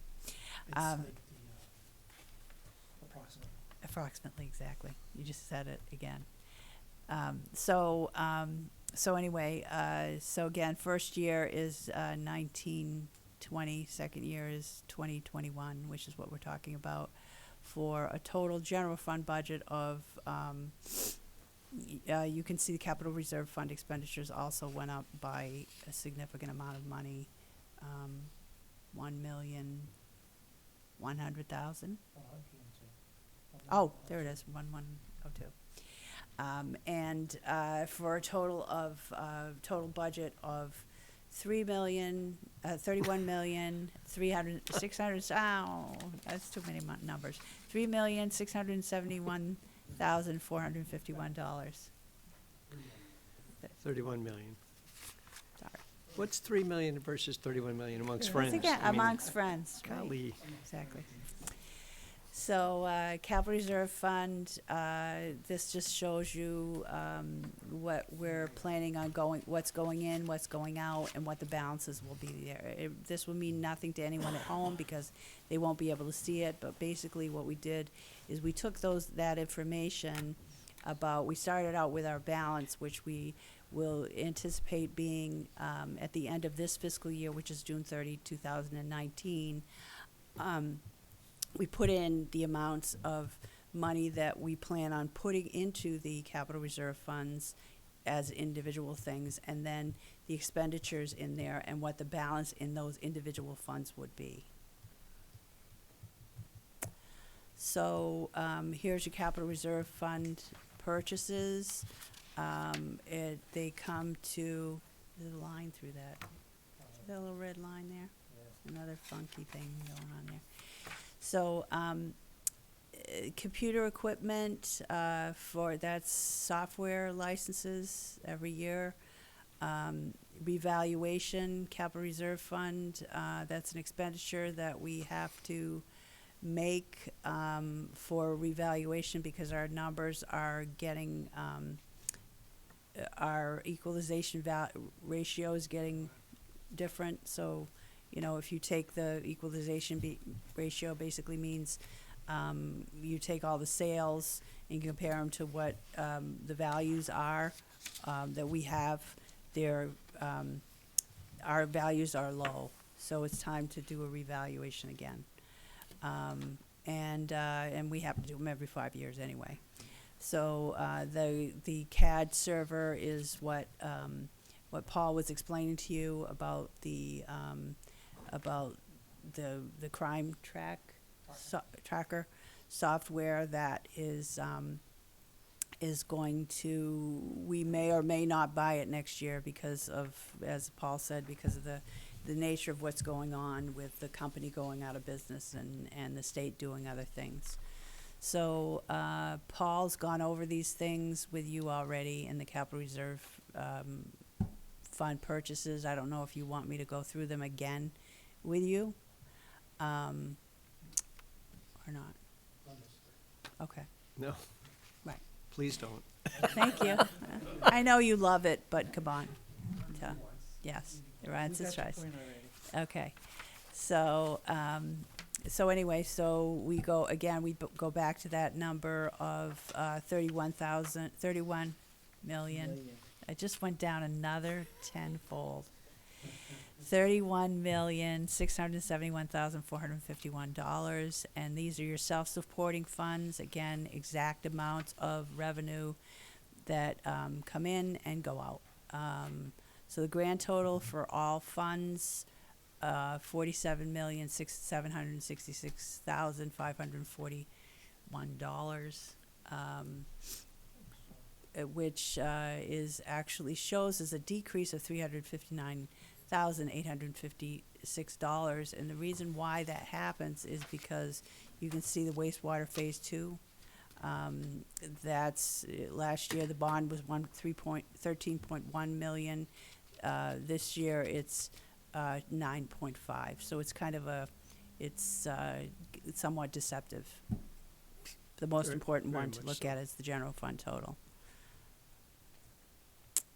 So here's your tax rate. So we put all those things together.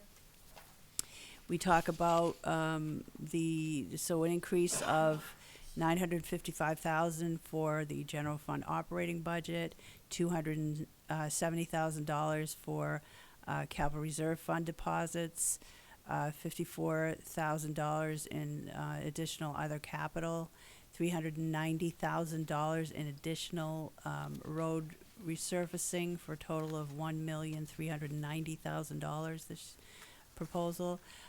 Capital reserve fund expenditures, increase of $1,102,000 for, and the wastewater treatment fund bond, which is not isn't relevant to the tax rate. So, general fund non-tax revenues. That's primarily the what do you call it? Motor vehicle registrations of about $5.6 million is in that $11 million. And then use of fund balance, we already went over that. Last year you used $1,666,000, et cetera. And this year we're proposing to use $1,550,000 to, again, spend down that fund balance. Then you have your motor vehicle infrastructure, which is that $5. And then capital reserve fund withdrawals, again, in and out. Wastewater treatment fund, in and out. Self-supporting funds, in and out. And overlay for abatements, that is increased to around $375,000. Your veterans credits are there, $98,000. That's not only for the disabled veterans, but that is for additional veterans that will be signing up for the All Vets credit. So that affects the tax rate. And where you see, so divide by town value, which is the next to the last line, is actually, we're showing an increase of $11,691,000. And what that is, it's actually net of the solar. So we've increased the value by 14 million some odd, and then decreased it by, 1.8. okay, so 14, Thir- 13,500,000 was the increase, and then we decreased it by $1.8 million for solar. So it comes to the $11 million. because that's where solar comes out of. It actually comes out of the value, not Yeah. It's where done on- veterans credits are actually a dollar amount. So the proposed increase is 31 cents, which is, your tax rate went down from the year before from 510 down to 471, and it's still less than the year before, 502. And I know that's, But this isn't even the final number, right? it's not the final number, it's generally lesser. Can you go back? It's usually, it usually ends up being lesser, even if you don't do anything about the expenditures. Sometimes, you know, chances are the value's gonna go up even more, because we have, you know, the remainder of Flatley. We know that Executive Park Drive is gonna be done. We know about the Neighbor Works is in the process of being done. It's all of any new value as of April 1st, 2020. So. But you also have 2 unions to theoretically negotiate with still Mhm. for salaries. Yep. And non-union wages Mhm. Yes, are not in here, right? that's correct, yeah. Mhm. So, same thing that we always talk about. We don't, you just mentioned that, non-union wages and 2 union contracts, there they are. And he didn't even look ahead. I didn't You look ahead, I'll tell you. You did too. I- So again, you know, here's your tax rate. So then- It's very important. It's really, really important for people to understand that your municipal tax rate is squishing smaller and smaller and smaller. While the schools continues to increase. And that's, you know, that's a vote of the people, but, you know, I mean, I know Finley got a very nasty phone call from somebody complaining about their tax bill, and the town's portion went down 31 cents, I'm sorry, you know, Actually, the complaint was that his tax bill went up, but the roads weren't clean enough for him, so. yeah, we allegedly cleaned the roads with a rake. we- So anyway, so here's a That's why you home. could pay the big bucks to listen. And I appreciated it. And I really appreciated you passing it along with all the foul language. That was nice. So, anyway, and And I it was really the don't only mind one. getting those. It was the only one. We had a lot of really good, very, very, very positive things about our guys and the good job that they did, in this really almost impossible situation. So, we break this down so people can see where their bill goes. $260,000 home, that's the average home price in Merrimack.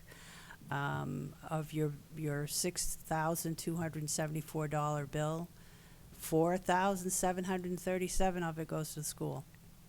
$312 goes to the county, and $1,225 goes to the municipality, which not only includes the police, the fire, the public works, street lights, trash disposal, road repairs, everything that the library includes all the things that you can imagine, the fire department, the police department, you know, everything that you can think of that a municipality does is paid for. Parks and Rec. Parks and Rec, yep, who else we got here? Engineering, tax collector, Media. nope, But they're not media, self-funded, not yeah. media. So, but I mean, it's just, now we're at 19.52% of the budget, it's getting, of the tax rate, we're getting smaller and smaller. Couple years ago, it was 22%. Now we're still slipping, even with the increases that I'm proposing. So that's my spiel for that. So, thank you. Does anybody have any questions? Anybody have any additional questions? Go ahead, I Nick. just feel like I have to say, to back you up a little bit. I think for many years, this council has been very frugal and been very cautious. And I think we have to continue to do that. But we also have to be realistic. This town has grown by how much? And our supports for the fire and the police have to reflect that. And putting it off year after year is not doing anybody any favors. So I think there just has to be some acknowledgement that at some point, in fact, we've done ourselves a disadvantage because we've been so frugal in the past that now that we do have to face, the reality of having to increase the support, we're just going to have to take the heat. And as long as we can explain it, that's my opinion.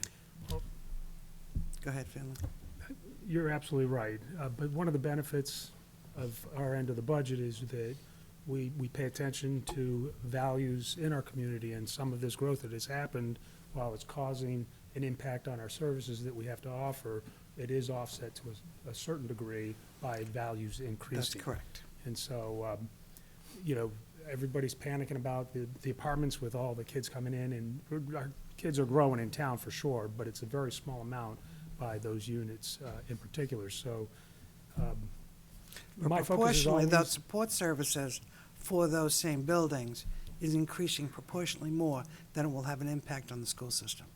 At least theoretically. sure, yeah, Theoretically. yeah. And that's why, That's right. So we just have to be able to explain it and just, right, which is Okay. why my focus is generally on the stability of the tax rate. And we have done a good job, and in doing that, our percentage of the total budgets is getting smaller, but will continue this year for me to be the focus, and I think all of us, but. okay. Barbara? Enough said. Anybody else? Sorry about that. Lon? Yeah, I appreciate the fact that there are forces for and against everything, and I appreciate the discussion and the observation about the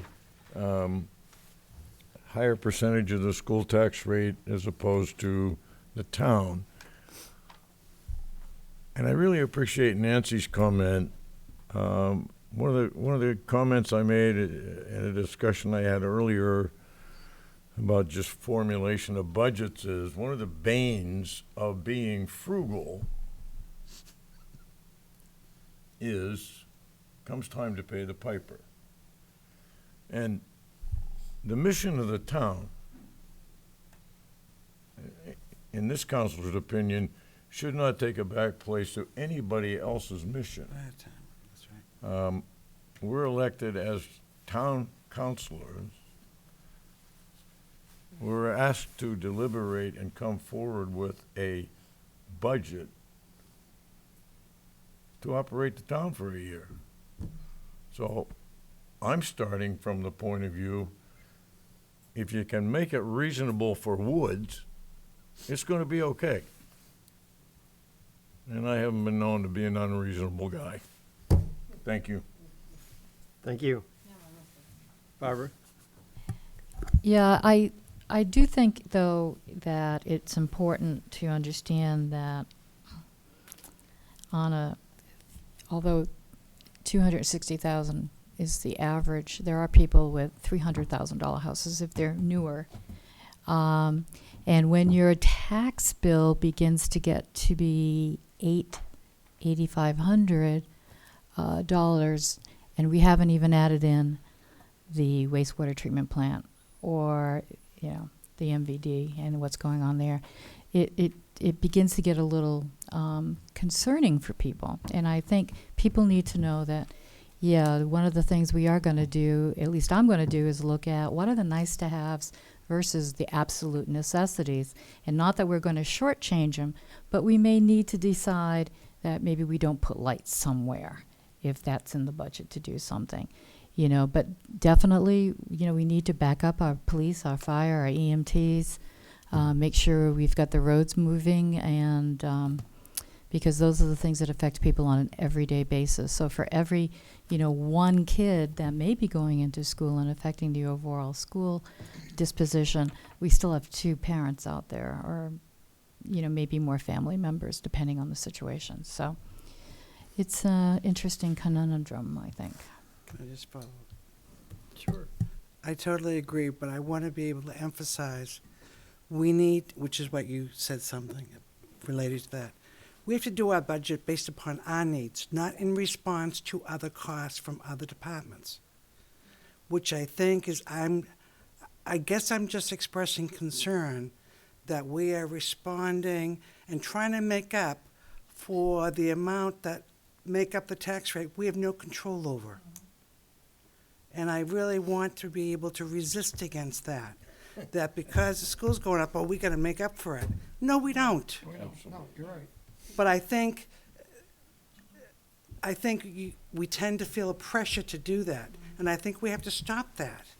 That doesn't mean that we're not critical. And I think I want to reassure the public that that's not going to change.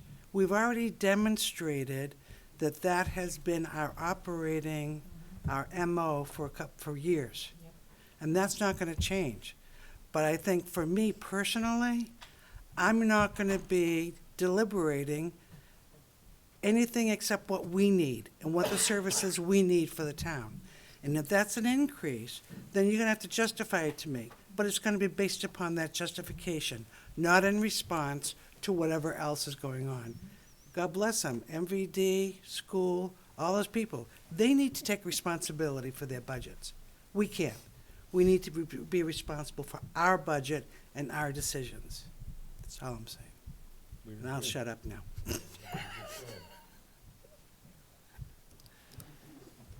I couldn't agree more that we have our responsibility. We have been and will continue to be frugal. We'll continue to monitor things and watch them as carefully as we possibly can. And through Eileen's guidance, we've done a great job, and we'll continue to do that. And if this year's goes up, it goes up, and we'll have to deal with that. But we certainly appreciate the effort that you guys are putting into it and bringing that budget to us, and we'll be studying that throughout the month of January to come up with a final number. And it will go where it goes. Eileen? I just want to let you know that this is not a wish list. I have never presented a wish list budget, never. It's significantly less than the department heads have asked for, millions less. We have gone over this with a fine-tooth comb to the penny, Paul, right? Or at least the dollar. Yes, to the dollar. And so I just want to say to you that I'm not presenting you a budget that, you know, they used to years ago, we'll ask for more hoping that we'll get, you know, a little bit more. We have racked our brains to address what I consider and the department heads consider to be what is necessary, not what is we'd like to do. The things that you see that you'd like to do, they're being paid for out of fund balance. So you can decide not to do those, but they don't affect the tax rate. So I'm just saying the positions have come home to roost. We talked about it for 2 or 3 or 4 years. And we've tried to introduce them in the most frugal manner as possible. And I mean, you know me by now. So this isn't an extravagant budget by any means at all. So that's all. Got it. Any other comments or questions? Bill? Just very quickly, I mean, the whole MS4 piece, I mean, that really, quite honestly, has been beyond our control. We've talked about this for how many years? You know, people in the community are aware of that. And I think that the other salient point is the health officer. I think it's wholly unreasonable, at least where I sit, to ask a part-time person to go out and inspect and make sure that the health and welfare and the sanitary conditions of the 130 some odd establishments here in Merrimack are up to code, so that people like you and I can go out and have a bite to eat and not have to worry about, you know, getting trichinosis or salmonella or something like that. So, Councilor Harrington, you know, you're right. And I think we've been aware that this community has been growing for several years now. I think we've done a dynamite job with Eileen and Paul and all of the department heads putting together budgets that are reasonable and sound. And I think this potentially is going to be a year where we're going to have to address specific needs to attack the growth that's happening in our community. There's no other way of getting around it, unfortunately. So, but like I say, you know, I think this council is, you know, working as a team over the last couple of years, we've done a very good job. One of the things that I keep in the back of my head when I joined the council in 2011 is the tax rate was 4.75. It's actually gotten as high as 5.25. And I think over the last 9 years that we've been able to hold a tax rate within that 50-cent parameter, I think is a testament to, you look at, oh, okay. You know, I think is indicative of the frugality that Councilor Woods alluded to earlier, that, you know, we're working within our means, we're working within a specific rate, and we're putting together, you know, budgets that are reasonable, that hopefully people in the community agree with and can afford. So the affordability piece certainly hasn't, I think we're all cognizant of that particular fact. So anyway, thank you. Okay. So we look forward to going through the budget with you and the individual department heads in the near future. Speaking of going through the budget, I wanted to, before we leave this subject, the first budget hearing is supposed to be January 8th. Correct. And I'm going to be out of town, coming back to town on Please January stay, 8th. please stay, please stay. Please stay. Stay out of town? No, stay here. Don't go out. No, I'll be out of town, coming back on January 8th. So we can, if we want to, decide to push everything back a day, because I think we have 2 or 3 snow days built into our schedule. Or we can continue to go forward with the meeting on the 8th, the 8th, and I'll pick it up on video or something like that if necessary. What does the council want to do? What's your pleasure? Well, I'm okay either way. while we're at it, 15th and 16th for me are difficult, Well, so. We don't have that much leeway. I know. I'm afraid. Move one to one week and move it to the other week. Yeah. You know, the police and fire and DPW obviously are the ones that you, The first ones, you know, that we should make No, I sure think- everybody's here. So, So do you want to swap that first week? You're going to be gone the 15th and 16th? that really makes it tough. That's going to make it really tough, yeah. Because that's the next Someone's two, gonna miss next something. 2 budget sessions. Review and put any questions ahead of time. Yeah. This, we won't have a meeting. So the 8th, 15th, and 16th are all budget hearing dates, right? I'll find a reason to be out of town. Pardon? No, we don't need to have those on those specific days. We could, the 9th is a regular council meeting. Right. I tried to stay away from the 2nd, From what? January 2nd. I tried to stay away Oh, from I the day. appreciate that, since I January won't be back 2nd. in town until the 8th. Right. Could we do a budget, could we do a town council meeting on the 8th and then the budget on the 9th? If you don't mind missing the council meeting. I don't mind missing a budget meeting. But, I mean, but that's probably, the 8th, that's a very important budget meeting. Yeah. can we just change sorry, can we just, why can't we do the 7th, though? Why can't we? That's okay with me. Well, he's not He's around. 7th. I'm leaving the 29th. I'll be Oh, back the okay. 8th. So we can do the 7th. So it's the same net effect. What we can do is we can actually start and we can start on the 5th. We can move the ones from the 8th to the 22nd. Everybody on the 8th to the 22nd. We can continue on the 15th and the 16th. The 15th, I was asked by one of the department heads if they could go on that date. It's police department. So we really can't move the 15th meeting Okay. because the circumstances beyond our control. The 16th is a very light one. That's general government. It's media. That's a very light meeting with the departments that are there. Well, why don't we do that on the 8th? If you want, you could do that on the 8th and move the 8th to the 16th. It's fluent with that, or we can move the 8th to the 22nd. It's up to the council. So, is there anyone else that cannot attend any other of the meeting dates? If you just let us know We don't that, know about we'll propose something, and we'll actually send it out to you about, changing around general government, for instance, so that you don't, and police and fire to the best of our Okay. ability. You said you're not going to be there 15th? Okay, so you'll miss the police. Okay, that's awesome. Yeah, thank you. All right, so if we can settle that by our next meeting on the 19th, that'd be good. I was just gonna wait till everybody was done. So, before you leave, see me.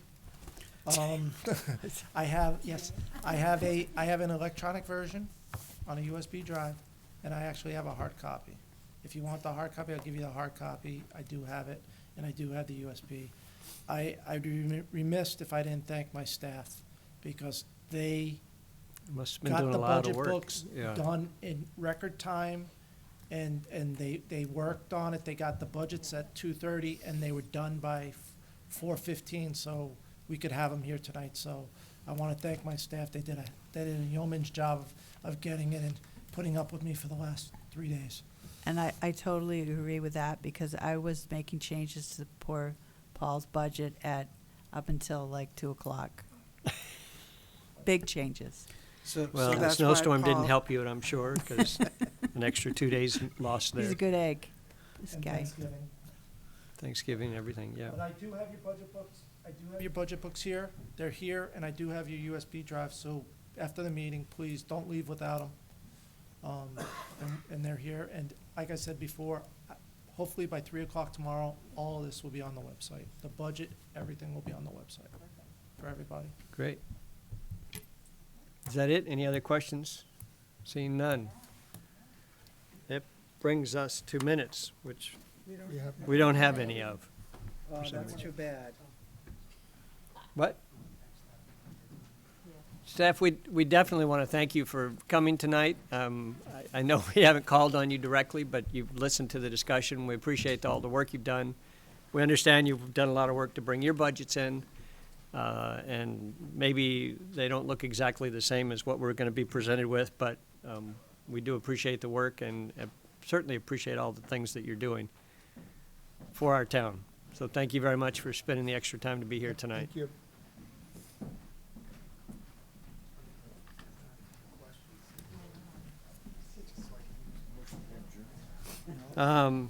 Comments from the press? Seeing none. Comments from the public?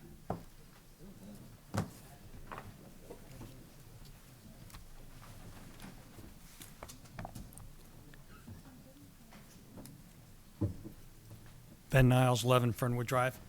Hi, Ben. Unfortunately, the planning board canceled their meeting due to the weather, where they're going to have a public hearing on the proposed transportation plan for sidewalks and bike path. One thing to consider is, I'm in favor of sidewalks.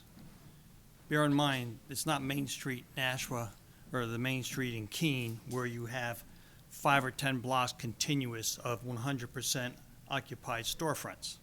Ours is all chopped up and separated and broken apart, which makes it more challenging. But bear in mind, when you're putting in great lengths of sidewalks, and you're considering the possibility of sidewalks from Nashua to Bedford, okay, you also have a cost of maintaining it. In the fall, the leaves fall, and when it rains, they get wet. You gotta clear the wet leaves, or someone's gonna slip and fall and present the town with a medical bill or a lawsuit. And then in the winter, it's worse, because you can take and use a sidewalk plow or a snow blower, okay? But you're still gonna have banks of snow, and so every warm day, you're gonna have melt and freeze, which means you have to sand and salt, sometimes daily for several weeks or more. So it's gonna up your maintenance cost when you look at a very lengthy network of sidewalks. So please bear that in mind.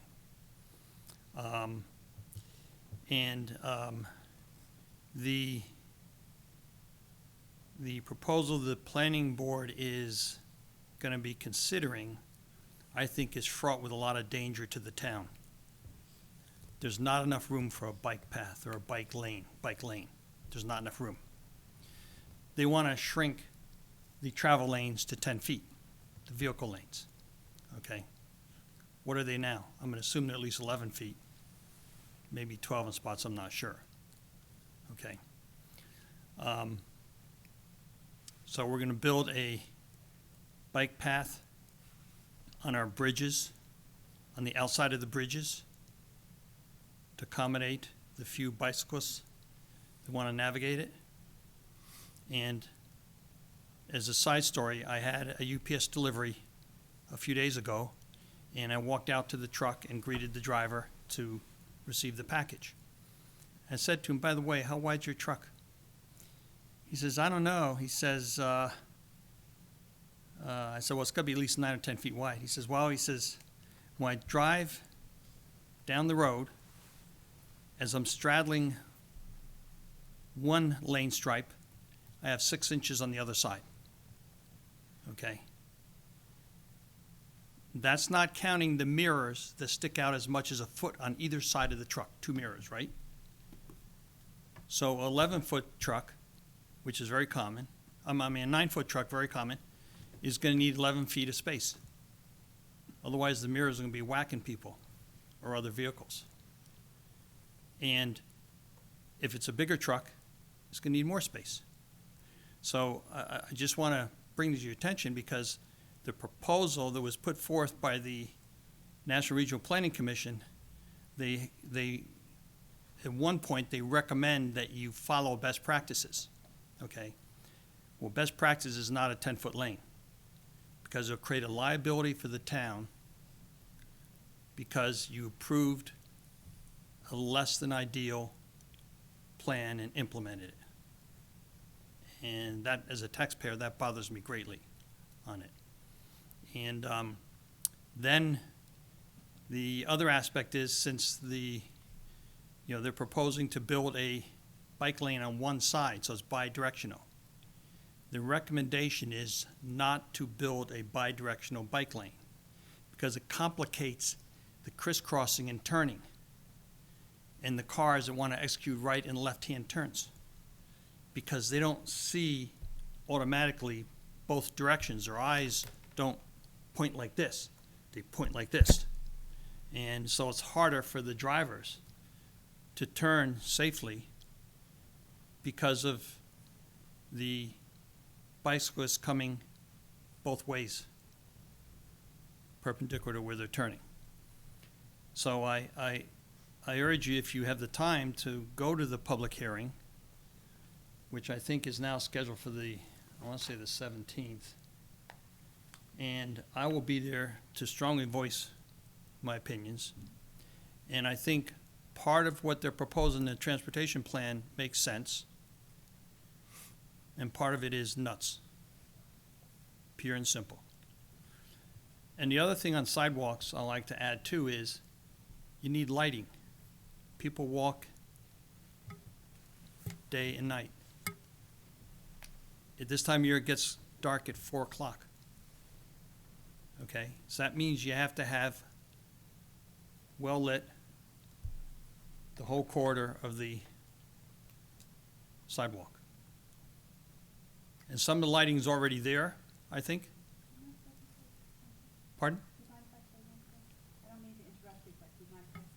Sure. I just had a question. So the proposal with the bike paths and the sidewalks, is that just for DW Highway or is that townwide? I'm sorry, I haven't followed it to the extent Well, I should. it's DW Highway, but I think their intent is to extend it to all the schools in the major arteries. So your Wire Road, you got Bedford Road, you got Babusick Road, you got Tinkler's Road, I think, and a couple others. Okay. So it's pretty comprehensive. And just one more thing. So the town council would have to approve sidewalks going from Bedford to Nashua, which they have done in no fashion. They have Right. not done any such thing. So what we're proposing is small sections of sidewalks in the general vicinity That's of what the I center. understand, yeah, that's what I've seen. So, yeah, so Yeah. I just want to make sure that the idea of a sidewalk from Bedford town line to Nashua is not No one's on gonna walk anybody's that. radar Yeah, in there's- this There's no realm. demand for that in reality,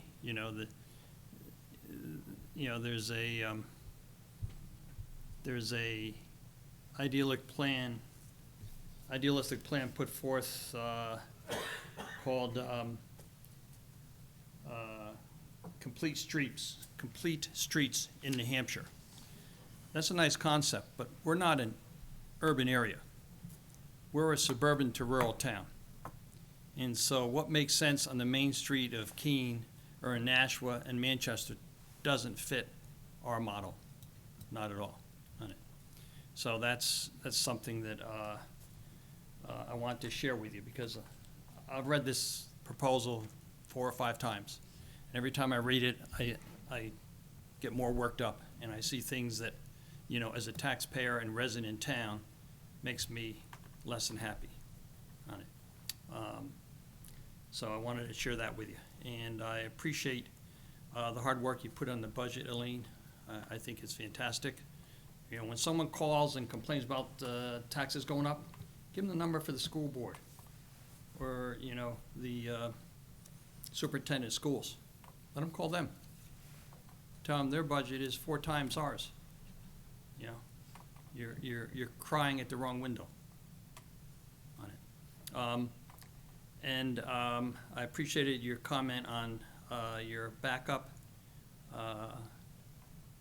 My personal data has suffered 30-some hacks, so I have adopted cybersecurity as one of my hobbies. And when I went to the New Hampshire Municipal Association as a member of the Zoning Board of Adjustment, I attended 2 sessions of cybersecurity. I missed the 3rd one, but I got all 3 PowerPoints, and I shared them with your IT officer. And the one thing that you never want to underinvest in, given all the cybersecurity risk today, is technology and cybersecurity. And the presenter of the sessions I attended, which your IT officer has, his firm does cybersecurity audits. So if we haven't had one, you have? Good, because that's how you stay on top of the weak points on it. Because just to finish, he has a staff of 120, and he has 230 government clients, and his clients are 99% government. Do you know what the name of the guy is? The company is? Because we may be using them. Joe Howland No. and Dale Graver is the business development guy. Do you know the name of the company? Yeah, it's 3V, no, VC3, VC3. No. Here, let me give you, We already hired somebody, so. oh, okay, well, just curiosity, if you're looking, that's someone else you can talk to. Thank you. So,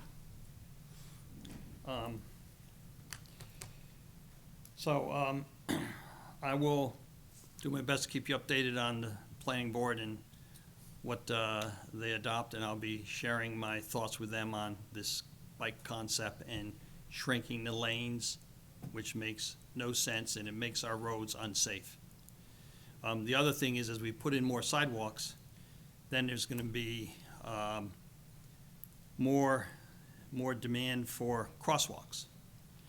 And what we have to consider is, how does that impact traffic flow and the drive time through town on it? Because that's one of the concerns in the back of my mind is, you know, if we have too many crosswalks and the movement is to make them automated so that the pedestrian can push the button and change the lighting system, you know, and accelerate a red light so they can cross, meaning all the drivers have to stop. And so that's the downside of it. And I think it's something that bears keeping in mind, because if we slow the traffic, it's only going to increase the congestion. And we're trying to get away from that and decrease it. We don't know what the lifting of the toll at exit 11 is going to do, whether that's going to help us, do nothing, or hurt us on it. And one of the things I'm going to be asking the planning board for is, before you adopt anything, you know, have you done a cost-benefit analysis? And what's the total cost of the whole build-out of the plan? Because I don't think they have a clue. And if they don't, they shouldn't be adopting it as a plan on it. They gotta know the cost, because we, the taxpayers, have to bear that. So it's only fair. Would you buy a car without knowing the price tag on it? No. So why would we buy a plan for all this transportation enhancement without knowing what it's gonna cost? Same thing. Thank you very much. Appreciate your time. Thank you, Ben. Okay, comments from the council. Finley? I just, two things. First, Dick Tingeloff, a gentleman I've known since I moved to town a while ago, passed away, and he was in his 90s, and he was what I considered one of the early pillars of my community when I moved here. Today, he was, come on, look at Nancy, what do you think? That's, so, but I just wanted to, The wake you know, was I'm thinking of today, his family and just sending my condolences to them. And because I've just noticed Jackie, all these what I consider to be pillars are disappearing slowly but surely. But anyhow, the other thing is, I just want to make sure, as we've all stated tonight, Public Works, I thought did a wonderful job, and I appreciate it.